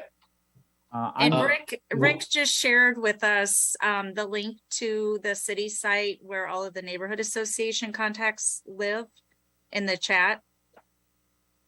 Yeah, I'm wondering if that's the one that I think I've looked it up before and seen some out of date information. Like I know my neighborhood association technically has a Facebook page and a WordPress or Squarespace site, and it hasn't been updated in 3 years, so I'm not actually sure. But yeah, it would be good to check out the city's site. I know I've asked staff before, Wade Thompson when he was still around, and he said, "Yeah, it's kind of a wild goose chase wrangling all that." Thanks, Rick. Will, I am forgetting. Were you with RCC for the spring event? I was there. You volunteered for that, right? Mhm. Okay, And, just and making he's sure. still, and he's still with us. Yeah, no, that was it was memorable. It was fun. I'm pretty sure I'll be there. I just need to get officially cleared by my spouse, and it happens to be her birthday too. But I think we'll get there. All right. And we can ask again in September and send out an email confirmation. So if you can't commit right now, that's okay. I just kind of want to get it on people's calendars and have you start thinking about it. And Ben, I'll try to schedule a meeting with you this week to go through all the. I think you've got all the documentation that we have online, but I'll make sure of that, and then also talk through some of the lessons learned from the past couple of events. Great. All right, thanks, Ben and Phil. Let's move on to item 5B, discuss continuation of Swan Creek Monitoring Station. I'm excited to hear what this discussion's about. Yeah, so the agreement ends December 31st, 2022, the joint financing agreement with USGS. We have budget and the operating budget to continue with the monitoring. I guess my thought is with a lot of the kind of mass grading and large subdivision development going on in that watershed, it's kind of an ideal time to be doing this kind of monitoring work because you can really see how that large scale mass grading can affect water quality since it's being continuously monitored. But then I did want to ask some questions regarding, I saw some conversations with monitoring orthophosphate. If that was something that, and Ron, you might have been involved in that email chain. Just was curious if that was something that you had much interest in or had any conversations with USGS staff with in the past. Well, that was this year. They wanted to do some extra monitoring for orthophosphate. And so we were able to get some additional funding from Lake Wabisa Conservation Association. And I can't remember if the town of Dunn kicked in some money as well for that, but they are doing that. That's something that was asked for by Friends of Wabisa Wetlands. They wanted some additional information, and so also the USGS also wanted to have that information as well, but they didn't have the money for it. So that's why the additional funding was kicked in for that. I'm not sure if it's going to be continued into next year, but I think what I'd like to propose is maybe before the end of the year that we would have USGS give us some type of maybe a 15-minute presentation, 10 to 15-minute presentation of what they've gathered to date so far. Because I really haven't seen that much. So I kind of like to know what we're paying for in terms of data, if they have some type of an interpretation of that data. So, I mean, you can go online and look at it, but you can't see the water quality data that's being collected other than things that are continued, I know that's data that's being collected from the continuous monitors. So I would like to be able to share with us some of that information that they collected. So okay. Yeah, I can reach out. out. Any thoughts of that? Yeah, we haven't had a coordination meeting. So I would love to kind of get everyone in the room and Claudia usually schedule coordination meetings with USGS. Okay. Yeah. Do you have the contact info for that person, Ben? Yeah, I believe I do. Tim or Tom, I think. Yeah. Name. Yeah. I think we should probably consider the additional contaminants that we're going to track. We should consider budgeting for that. In That'd our be something budget, like and the then we can obviously, PFAS and PFAS, things like that. yeah. So any of those, I'm interested, Ron and Ben, if you have suggestions on what those could be. And Ben, will you consider putting that in your budget request to the mayor? Obviously, it's easier if the mayor includes it in the initial budget rather than Yeah, if it makes sense. I mean, I think the orthophosphate does. You know, PFAS, just with where it is, I don't know. I guess it'd be interesting, but I don't know that there's a big source of PFAS contamination in that area. But I could be wrong. I'd have to look a little bit more into that. And yeah, well, I don't know where the firefighting folks do their training at, so which would be in the phone that they use, or could have been in the phone. could be, yeah, could be. Are you going to apply to the DNR for their grant for that?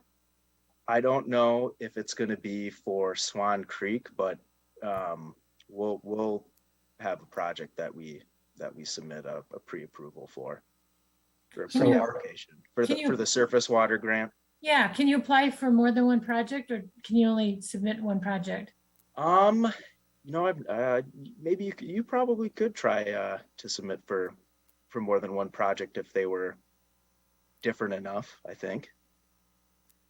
So yeah, I say go for it. It would be a different application process. Yeah. You have the application per project, so I don't know how that would affect your chances of, if they gave you both, or if they try to spread the money around more.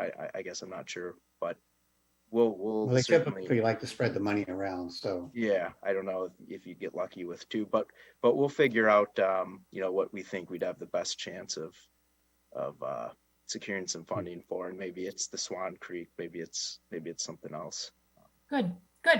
So for 2023, we're going to be asking for continued funding of this station. It's in the operating budget. Yeah. Okay. We just need to check with USGS to make sure the costs haven't gone up with them. Sure. I'd be more than happy to participate on that call. I usually did when we had the quarterly calls with them. Okay, great. Yeah, that's kind of all I had for the Swan Creek item. Okay. All right, moving on to item 5C, Fitchburg Star articles. Diane? This will take a minute, so that will help us catch up. Kim wrote an article, which should be in the August Star, and I'm writing the article for September. I'm sure they don't want an article. They won't have room for an article for October. We don't have to write articles for the rest of the year, but I think it would be nice to have one for December on, just to remind people about recycling holiday items. And if somebody wants to write one for November, if somebody has an idea, just let me know. We don't have to, but I think it's nice to take advantage of the opportunity. Okay.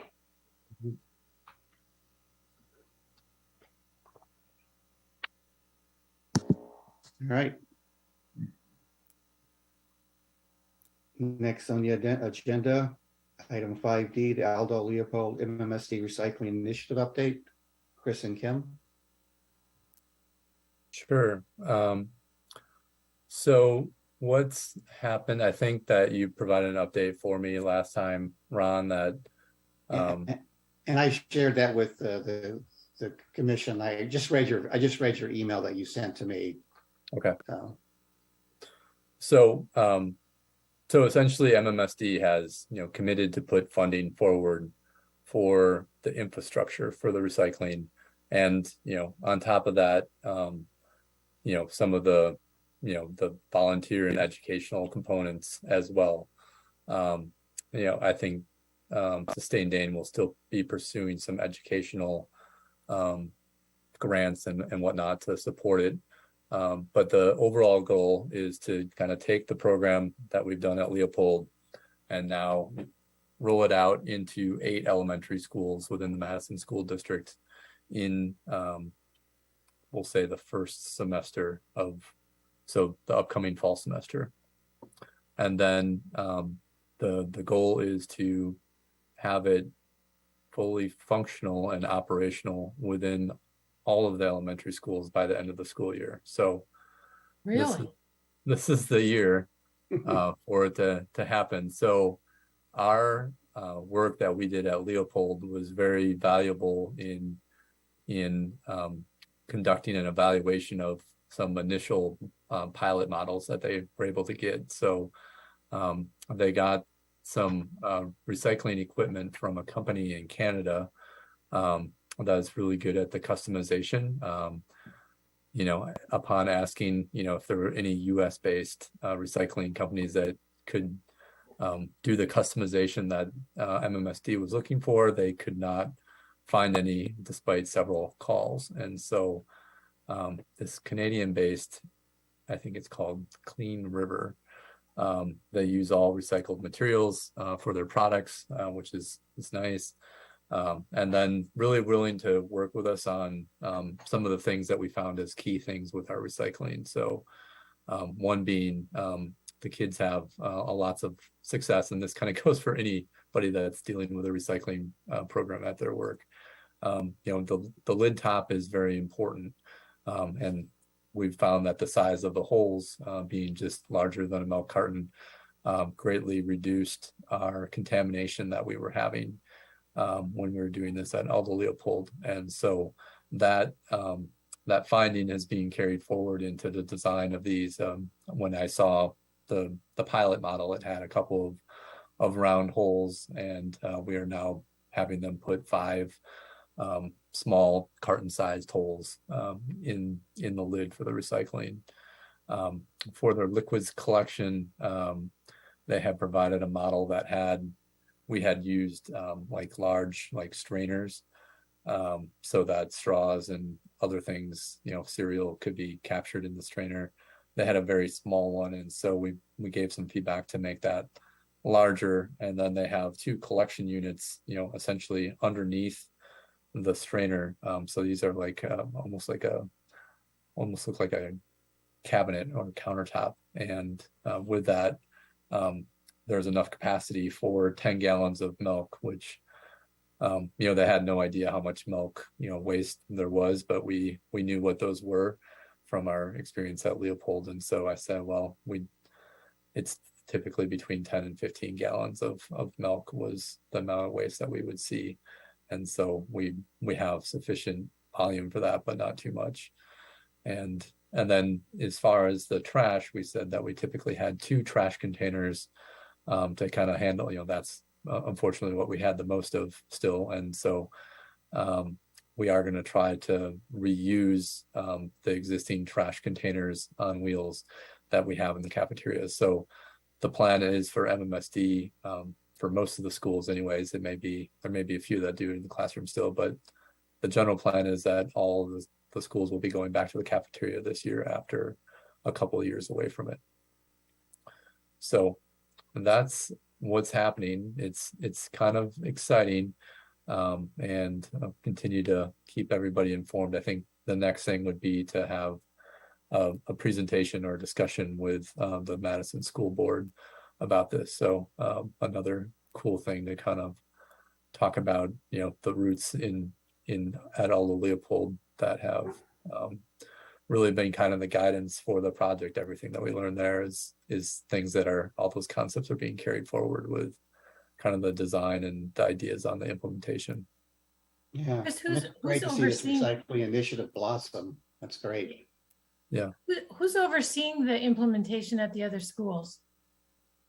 Who's going to oversee it? So Sustain Dane will be kind of the primary, and then you know, there'll be opportunities for our team to advise to that as we have time to do so if we want to. And so that's the plan as of right now. We do have some new people on the custodial team that we are talking to, that are helping to provide their feedback as well. So we're getting kind of feedback from different folks that will have to deal with these structures. But they generally are following what we've had in the past. And you know, what I really like is that it'll allow signage to be, roughly at eye level with the students, which is pretty cool. So they're going to do a staggered implementation then?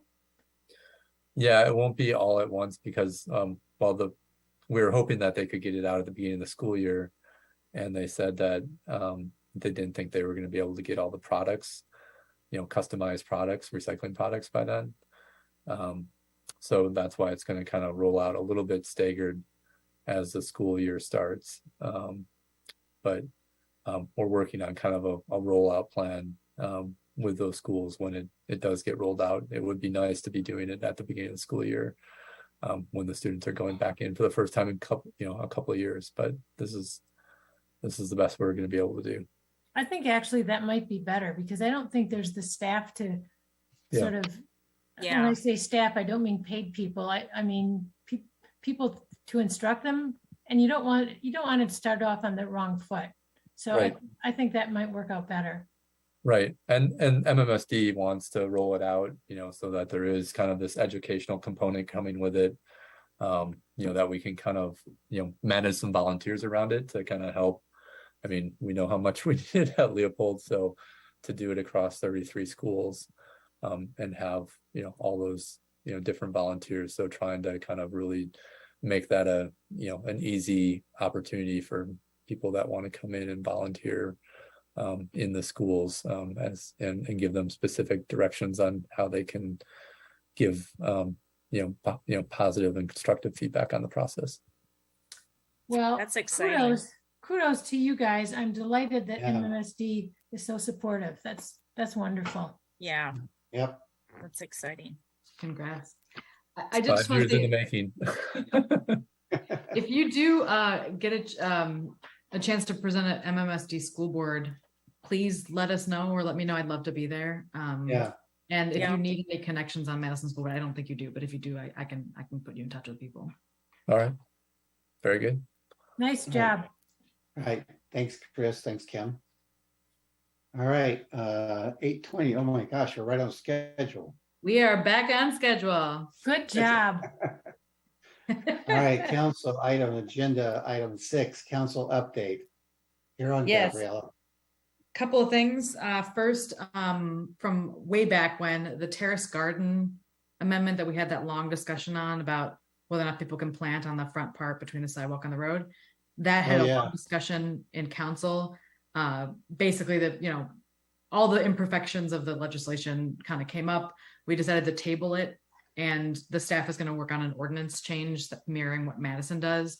And it just the nature that in the end, like that was supposed to be sort of a stopgap, something that could be done right away. Whereas an ordinance change is kind of the perfect solution, but it also just takes a lot more time to implement. So it's kind of put a pause on it. And then we also talked about how we don't want suddenly people to start getting fined for doing something that lots of people do and don't get fined for. So we made that clear, and don't anticipate that will happen again, but certainly don't want that uneven fining happening in the meantime.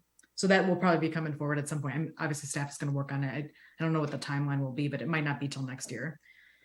And then second thing, Transportation Transit Committee has been having some discussions about the transit shuttle, which is this idea to have something that takes people from places around the city to the civic campus. Specifically, it was advocated for the senior center because there's lots of seniors that cannot make it to the senior center. So we're having kind of discussions on that we had a long discussion at the July 14th meeting, and we're going to have it again on the August 11th agenda, which is this Thursday. So anyway, hope we might be looking at doing a feasibility study. But there's talk about maybe putting something in the budget for this year. Obviously there's a lot to work out. So we're having lots of discussions about it. I thought you all might be interested in that. Mm-hmm. Number 3, just results from the capital improvement plan amendment vote. My amendment number 1 to add solar panels over as parking canopies in 2026 and 2028 passed. And then my other amendment that very simple, but basically just updated that hybrid electric vehicle fund. The electric kind of fell off of it over the last couple of years. So we added electric vehicles back into the name. So now it's the hybrid electric vehicle project, and clarified that the money can be used for electric infrastructure. So, any sort of cost associated with putting those charging in. So that was kind of always the intention of the project, but now there's clarity there. And we did add about $5,000 in the operating budget for next year. Although in conversation with Bill Balke, which I think was at RCC, he said he's confident that they can work that into their budget. He said that it's only going to cost $2,500 or $5,000 to at most to put all that in. So they can probably.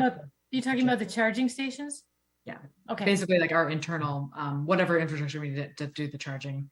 And then as we build more buildings in the future, I think we'll be incorporating. It's sort of now in the air. People just, are thinking about electric vehicles, and I think Ron updated you last meeting that we authorized the purchase of 2 different electric pickup trucks. Yep. And I will let you know as soon as we know whether or not we got them, because as soon as I know, because I know they're hard to order, but they were ready to go on day 1. So hopefully we were able to get at least one of those. And then last Well, maybe with the recent legislation, the delay will actually benefit us because there'll be a different tax incentive in place. So yes. Oh, I didn't even think about that. Yes. And then last thing, I wanted to thank Ben, because I got on, started panicking about wild parsnip, because I found wild parsnip in Mickey Farms Park when I was walking around. And I think you all might know, but it's basically an invasive plant. And if you get the oil on your skin and you're exposed to sunlight, you get degree burns or very serious burns. That is in Mickey Farms Park, like right by the pond where kids like walk down to fish all the time. And so I got a little panicky. I contacted Parks. They went and mowed it. But Ben put together signs warning people about wild parsnip, because obviously there's an awareness issue, but not everyone knows that it's even a thing and that it's even dangerous. So Ben has been putting up some signs around town and they've been doing some social media push as well. So thank you for making that happen. Appreciate it. Yeah, it's not a fun plant. Yes. So, and go ahead. Sorry, Ben. Does everyone here are familiar with wild parsnip? Yeah. First hand. Yeah. Seems to be a bumper crop this year, that and poison ivy. Okay. I haven't seen too much poison ivy, but yeah, the wild parsnip is absolutely prolific. I mean, it's everywhere. Go along the bike trail. Poison ivy is everywhere. Okay. Well, that's good to know. I am going to talk to our forester, Anna Healy, about potentially, she said that there might be some controlling of that type of invasives that we can do. I don't know what that looks like, but I do want to kind of open that conversation. I was in a park in Madison recently playing an ultimate frisbee game, and I thought I saw all the plants that looked like wild parsnip were just dead in this field. And I was like, oh, maybe there's some way to kill this off. I don't know what that looks like. Do you know about it, Ben? There's herbicides. I mean, I'm sure they just probably sprayed it like 2,4-D or some of the very common herbicides will knock it out. Gabriella, if they were just brown, that's how they age. And then that's when the seeds are mature and they just fall into the ground. So that's not necessarily a good thing. Oh, no. Okay. Yeah, I was thinking that too, but I didn't want to bring the mood down. Okay, good to know. I'm not a plant person, so this is all very educational for me. That is all from me. Great. Well, thank you. All right, moving on to item 7, staff and commissioner updates. Ben and Phil, started off with Ben on solid waste. Sure. Nothing major here to report. So it's just been kind of working with the town of Madison and Pelletier to get that figured out. They're going to do pickups on Thursday. They've got the map back to us later last week. So I think that push is somewhat over with getting that coordinated when the town is absorbed. Can we get a meeting with Pelletier on our agenda? Yeah. Yes. Yep. Okay. Yep. So that's something I'm working with Grace at Pelletier to come up with a topic. And actually that I was kind of thinking about that. If there was anything in particular you guys would be interested in hearing more about, let me know and we could get that incorporated into whatever we come up with for a presentation. Well, I thought we usually, talked about, go ahead, Diane. Usually they have attended an RCC meeting once a year. Now we have a new representative and I don't know who that is, but they just give us an update on things that they're seeing, problem areas that people could improve on. From at least the way they used to do it, they don't segregate Fitchburg's recyclables from everybody else's, so it's kind of a mass. You know, these are the issues that we're seeing, or these are the changes that we're making. Here are areas that you seem to be doing really well in. Many years ago, when Rick was still with the city, we did a waste sort to see, and I'm not suggesting that we do another waste sort, but we could tell what we were doing as far as how well we were recycling versus putting in trash. Anyway, it's just actually get to know a face, get some feedback from them. They can get feedback from us. I don't know how many complaints you're getting, but we kind of talk about areas where we see issues also. I'd be interested to hear from them about how much of the plastics they're taking in they're actually recycling, because I know there's that issue where they can't sell it overseas anymore. So now something like 90% of the plastics you recycle are just thrown away anyway. I'd be interested to know what the stats are on that. It's just like an overall issue where recycling kind of hides the problem, right? Because we think it's being recycled, but really it's just another way to throw it away. And then people don't face the choice of whether or not they should reduce their plastic consumption because they don't really know that it's going in the trash. And we're also paying for recycling of plastics, and 90% of it goes in the trash. It's just, I'd be interested in their comments on that. Last I knew, Pelletier found another outlet. So Pelletier is not throwing, at least at that time, they were not throwing away plastic. That's good to know. Great. I'd love to know what they're doing to make their fleet greener in subsequent years, how they're moving their trucks to better fuel, or what they're doing in that space. I'd also love to know if they're evaluating their leaf and brush collection practices, because as we've talked about in the past, the leaf collection is atrocious from an environmental perspective. And so I'd be really curious to know if they're looking at different equipment or looking at different ways of doing that. Because it makes it one of the most frustrating things to have them as a vendor, I'll be honest. Okay, issues with leaf pickup, gotcha. Just that everything has to be bagged, and then it's neighbors in my area, 200 bags are getting thrown away just because they had to put leaves on, right? As opposed to leaf specific equipment like many of the other municipalities in the area are able to accomplish.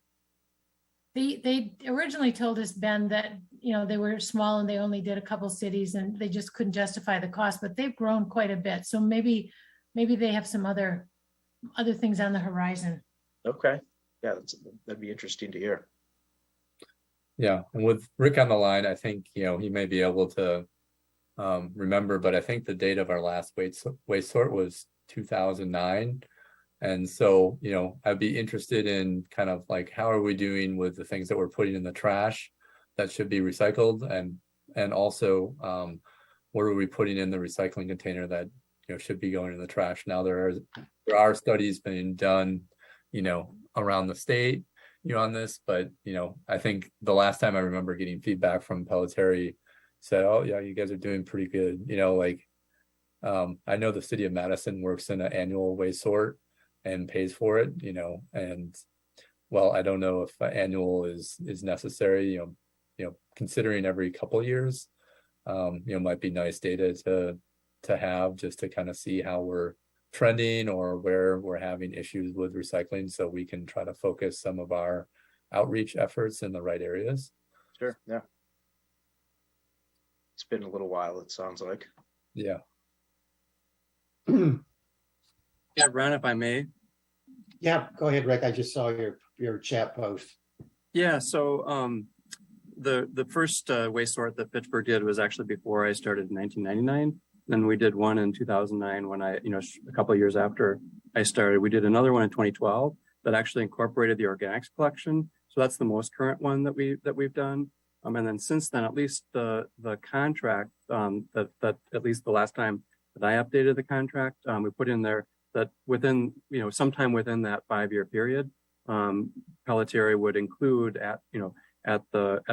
within the contract that they do waste sort, with city staff basically identifying, working with Pelletary staff to basically come up with, what that would look like. But there's a really good, with especially with 2012, well, both 2009 and the 2012 sorts, there's it's a really good procedure that I am Pelletary put together, and it seems like we should definitely, I would certainly recommend incorporating that. And I think that Joe Spare is the contact now that Tim Bullheis is retired. And he actually just gave, I included a link to the presentation that Joe put together for Middleton's. Actually, it was kind of a green event at the library that Joe and the Middleton Sustainability Committee had promoted. Great. But he would certainly be a great contact. He could customize that to Fitchburg, to be as Fitchburg specific as he can. And he's got some, because they were like doing the chair of the Middleton Sustainability Committee at the time was now on the Middleton Common Council. Actually had a bunch of different samples of well, is this recyclable or is this not? And then kind of put Joe on the spot on what is. And so it's kind of a nice, stump the Pelletary guy, which was kind of fun and well received, I think. Cool. Cool. Yeah, thanks for sharing that, Rick. I mean, it looks like it's a good start.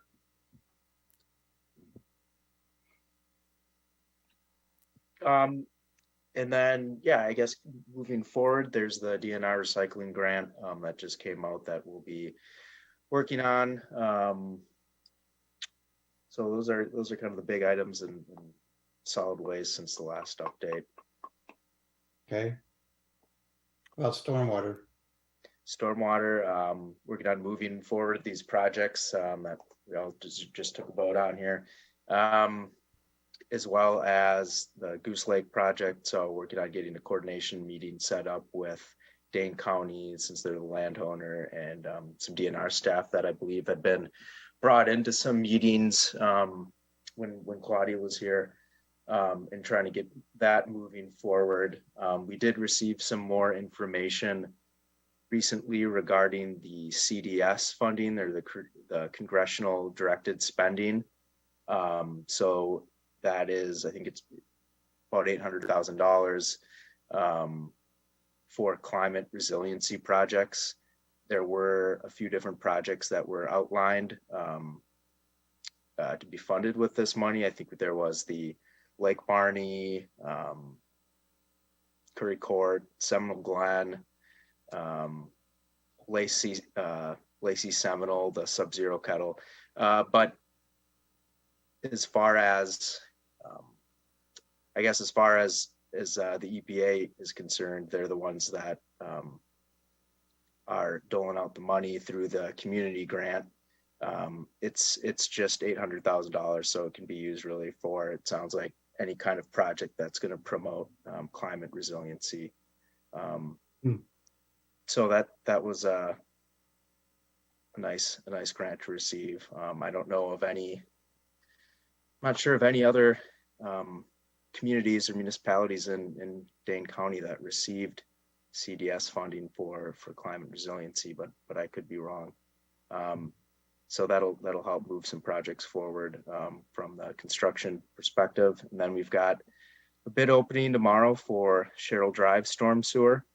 So that project's been, I think, a long time coming.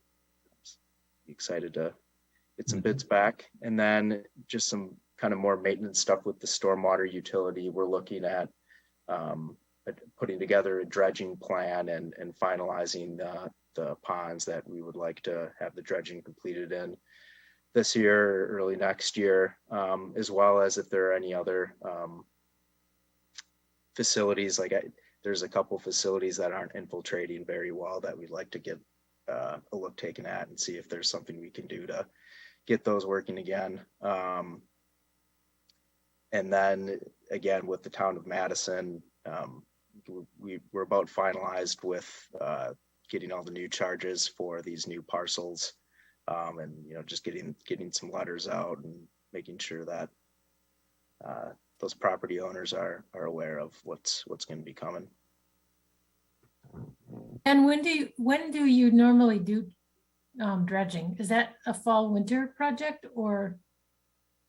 That's what we'd be looking at. I think if the Okay. ground's a little bit firmed up, it's easier from an access standpoint, and then there's some vegetation that'll be kind of dead for the fall, winter.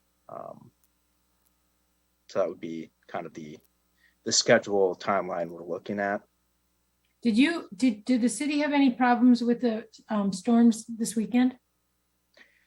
I drove around on Sunday and didn't really see any kind of damage as far as like downed trees or any evidence of flooding. I didn't hear from anyone in the streets crew. So not as far as I was made aware of. Good. Yeah. I only have one other thing, and I don't know that this is stormwater, but I think it was last month that the city sent out some lawn watering restrictions, and I don't know who you could work with at the city to do this, but maybe talk to Bill about it. I think if the city, when the city has to do that, it would be nice to also include some ideas for alternates, like that article that Chris wrote about letting the lawn go dormant. It'll come back. Using rain barrels. Yeah, lots of things like that to conserve water. I think that would be helpful rather than, in addition to telling them, Yeah. go for alternate days. Right. May as well if you're sending something out. Yeah, thanks. Great. All right, thanks, Ben. Sustainability, Phil. Any updates? Yeah, so Gabriella was right again. It does look like we get, as long as we're net buyers, we do sell it back at our contract rate. I still, when I look at our bills, it doesn't all make sense to me. The numbers don't quite track, but there's something I'm missing. If you've ever looked at a utility bill, there's a lot of moving parts in there. So still need to talk with MJD, but yeah, that does make it look even more advantageous. Great. The things that I had on my sustainability update in the meeting did end up setting up the trash lab. Tuesday, July 12th, the Fitchburg Library hosted the trash lab. I put up a table, kind of had some information, some of the stuff that's been used for the Bring Your Own Bag event, and I printed out a couple of additional items. Also had recycling guides available for people to grab if they wanted them, some reusable bags. It wasn't super heavily attended, maybe a couple dozen people, parents and kids were there, but did give away a couple of physical copies of the recycling guide to people that were pretty excited to have those, as well as some of our old yellow, old National Bank reusable bags from well before my time, back when ONB still had a branch in Fitchburg. So we've been hanging with those for a bit. Actually, Phil, those were for an RCC event. You were just storing them, but well, you use them well. Well, we have 3 fewer now. Yeah. We are getting close to having B-Cycle installed, so we're still figuring out the final site details and a few logistics on that end, but been working with the Fitchburg Chamber and B-Cycle, and they've been rallying some local business sponsors, and we're going to be bringing that bike share program that is in Madison right now, and I think also in Monona. They've got a station there, bringing that down to Fitchburg sometime this fall. We were hoping to get the docks and bikes out in August, and right now I think there's been a couple of delays, so somewhere between August and October, hopefully sooner than later, so we can get these out while it's still super bikeable weather. So we're going through final site details, and then there will be, once they're on the ground, we'll be working with B-Cycle to schedule some kind of ribbon cutting or bike chain cutting event. And then the last thing is 2 bike grants have been officially announced since the July RCC meeting. One is related to the bike share program. We're doing phase 1 installation this fall, but really this is contingent on there being a phase 2 expansion that gets a lot more docks and bikes out there and kind of connects the whole of Fitchburg and gets us into a little bit better accessibility and just reach. So the Wisconsin DOT Transportation Alternatives Program, I applied for that grant in January, and we did receive an award, and we're going to get 80% of our phase 2 expansion funded by the DOT. So that's going to be over $300,000 in federal grant money passed through the state. So that's Great, pretty yeah. exciting. Huge. It's going to allow us to really get a lot of bikes out there and introduce this to Fitchburg as an alternative microtransit option. They're all e-bikes, so that's also really exciting. Fitchburg is a place where, because it's suburban, the docks are going to be a little bit farther apart. It can be a little bit hilly, and Fitchburg, there's really a lot of great recreational trails, and so the e-bikes really should be a great fit for all of that. Good job, Phil. The second one is worked with Wade to apply for a Dane County Parks grant last summer, Park and Ride, and they didn't award us last year, but because part of it was because what we were looking for was to get some funding for our bike playground that we're looking to install at the North Fish Hatchery Hub. Because we were still a little ways away from final design and construction, they considered us this year's grant cycle. So they did just announce a week or two ago that they're also, Dane County Parks is awarding Fitchburg $150,000 to help fund that bike playground. So another really exciting one. So lots of good bike stuff going on in Fitchburg, and I'll start looking for grants for other areas too. Who's going to be constructing the bicycle playground? I don't know if we've secured a company for that yet. I don't know, Gabriella, if you know where we stand on that. I think we're still working through final design specs, but I'm not sure if we have our construction team decided. No, the design, it's under design. And is that under the Parks Committee or the bicycle? Who's overseeing that? Is that under Parks? It had been Wade, Community Development Planner, but that role is, I believe we have somebody coming in to fill that role. They haven't started yet. So I think Parks right now is overseeing it all. Okay. Hey, Phil, is there a designation like a bike-friendly city that we can get, or maybe we've already gotten it? I don't know. We are a bicycle-friendly community. There's the League of American Bicyclists does a bike-friendly America program. So they have it for universities, for communities, for businesses, for states. Fitchburg has been a bicycle-friendly community since at least 2012, maybe earlier. In 2012, we were designated bronze. 15 and 19, we renewed and got silver. We are planning to apply again next spring. You have to reapply every 4 years. 4-year designation expires. And we are hopeful that next year we'll get up to gold. We've added a good bit of bike infrastructure. Bike Fitchburg has been really engaged in getting more bike-friendly businesses in Fitchburg and getting licensed cycling instructors who can lead bike rodeos and other educational events. And then we also got some infrared trail counters that we installed early last winter. So we've been getting a pretty good sense of a data-based sense of how many people are using our trails around Fitchburg. So yeah, we're hoping next year that we'll be up to gold. Right. It would make us only the second gold or better city in Wisconsin. Madison, of course, being the other. They just in 2019 they increased their designation from gold to platinum. So still chasing them. We just can't go for platinum, huh? We apply and they give us the level that they feel is appropriate.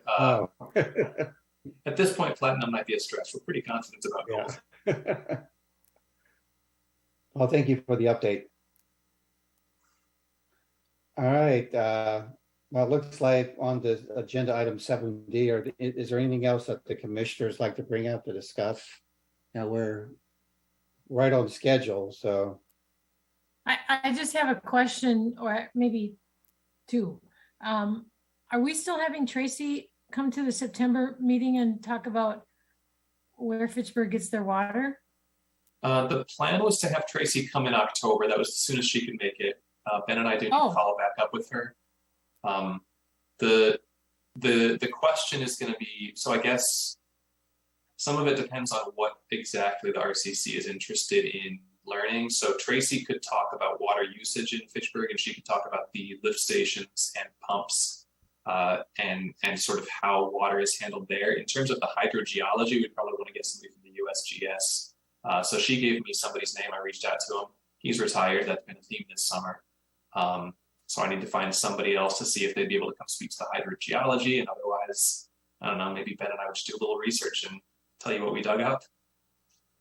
Well, you know, if you want to be there when Tony comes, just thinking ahead, that would be October. And I don't think there'll be time in that same meeting to cover Tracy's and Tony's solar. So do you think Tracy could come in November? We could probably ask her about that. October was the soonest she could come. But yeah, I think going later would be fine. I assume that both of those areas are things that y'all would be interested in, kind of learning about the hydrogeology, sort of that. I'm trying to remember if it's called the La Crosse or the Eau Claire aquifer. I bet Rick could tell us. The Eau Claire shale. But yeah, the aquifer, that would take one guest. Josh, I think this was a lot of your questions. So maybe you can chime in on what you'd like Tracy to cover. Yeah, I certainly think, you know, the state of the aquifer, the future, you know, kind of intentions, any considerations that we have in terms of infiltration and other things that would be relevant for recommendations we make for, you know, how residents treat their lawns or the importance of stormwater retention. You know, I think there are different things about the hydrogeology that could have impacts on what we recommend from a local perspective. I think understanding what we're doing in the testing and monitoring space. So I've looked at the PFAS testing, but I still would love to understand, you know, the frequency of that, you know, the maintenance of it. You know, somebody earlier brought up, are there any sources of contamination? And I don't think so, but I guess I'd be very interested to understand if there's a, you know, a stated risk within the area. I know that nitrogen infiltration is another big one because we are still a very agriculturally adjacent and incorporated area. And so I think that would be of interest to me as well, in addition to just usage and that area as well. Chris, we had somebody come for Green Thursday and talk about that. I just don't remember. Do you remember who it was? I think it was probably Ken Bradbury. Oh yeah. Yeah. Way back when. And so I think we should use this this discussion in November, if that's when it is, and think about it. If we feel like there's value to roll it into being a Green Thursday event, we should think about that maybe sometime in January or February, because it has been a while since we did this. I'll test Rick's memory again, but I want to say it's been since like 2011 or 2012 since we it was 2008. So we had, yeah. And then, but Ken Bradbury is the one that retired recently, but he's still in the area. And so he loves that type of stuff. He was with Wisconsin Geologic and Natural History Survey, which kind of a sister organization somewhat to USGS, but he's probably the most knowledgeable person that can speak to that. But we also, there's other experts, still both at USGS and at Wisconsin Natural History and Geologic Survey that could present on that. I've got a lot of content that I could help gather as well. But yeah, the question before, the Eau Claire is actually the shale aquitard, and then the Mount Simon aquifer is what most of Fitchburg and Madison's wells are drilled into it, pulling out of that Mount Simon aquifer, with the exception of the Greenfield wells. Those are shallow gravel wells, so a little bit more susceptible to nitrates and so forth. I think there was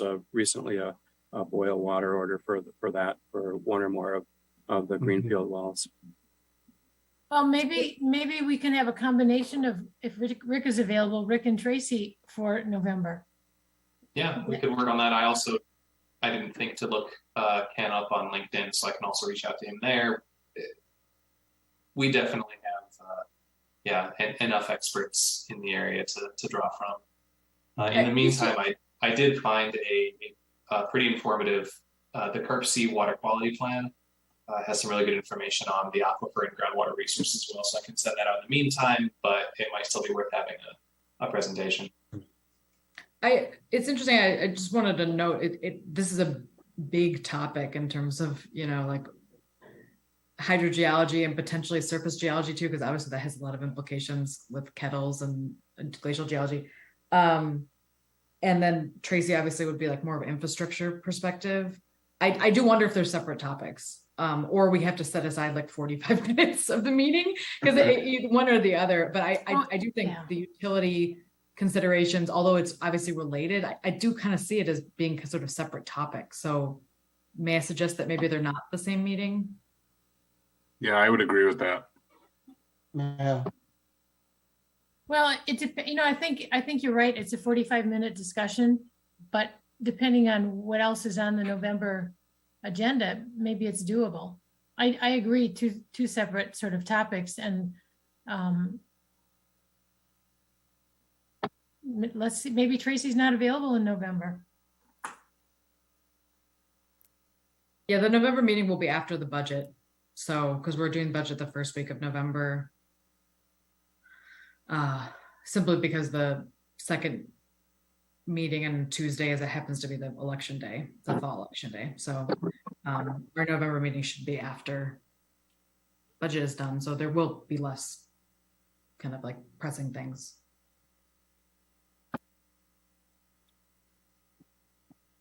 Do you want to hash that out, Ron? Who's going to reach out to Tracy? I can talk to Tracy. Okay. Do you know if we get a monthly, or not monthly, an annual report on the water quality? I mean, I get everything electronic now, but before it used to be in mailings, but I don't remember seeing anything lately.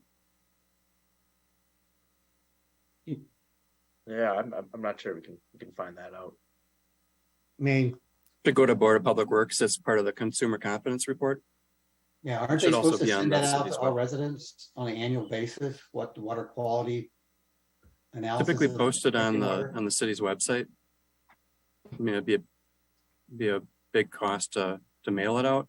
I don't know that at least I'm not aware of it having been mailed out in the last 10 years, but maybe before then. Others might know. I guess I don't get it. It were in my community. I think we used to get an abbreviated version, like a little, not even a trifold thing. I think it used to come with a water bill. Yeah, I thought it was a requirement that they had to send it out. So Once a year? yeah, once a year. I think. Well, I mean, I could be wrong, but I think as long as it's posted somewhere in a public-facing location or I think I know that I've seen hard copies at City Hall.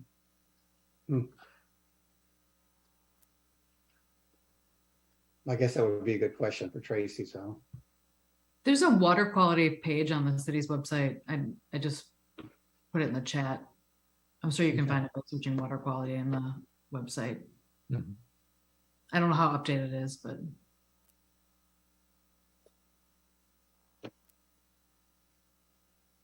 If we're wrapping up the water, I'll make another quick announcement.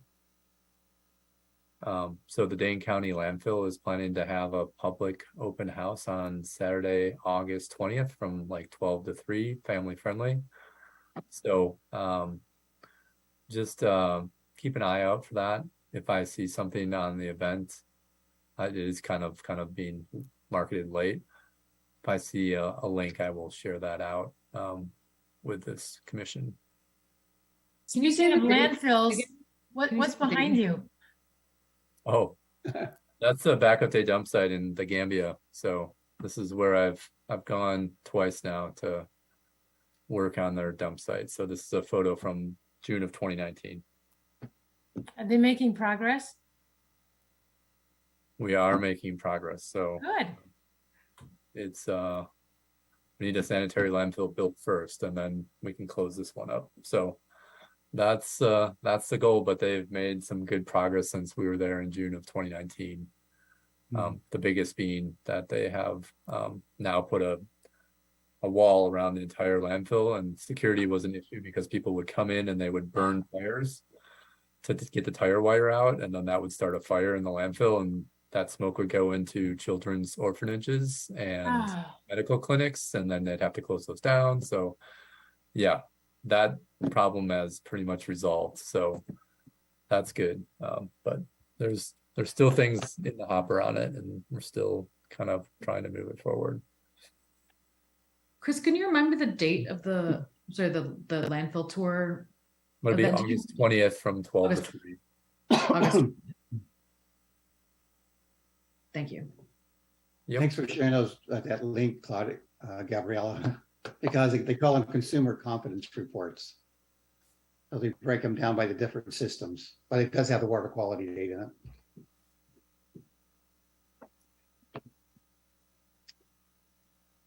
Okay, 1 minute to go. You can call it at the end here. I'm going to put the link in for the Dane County Open House. They do have an Okay. event, right? So I will put that in quick.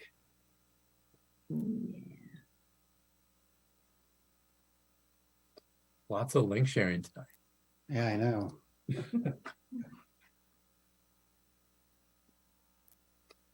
All right, Well, does I'll- everybody- go ahead. I'll move to adjourn. Okay. We don't have to make a motion on that, do we? No. I'm sorry, I'm used to council. We have to get permission to. All right, let's go ahead and adjourn. It's 9:00. Thank you, everyone, for your time. And we'll talk next month. Thank you. Thanks. Thank you.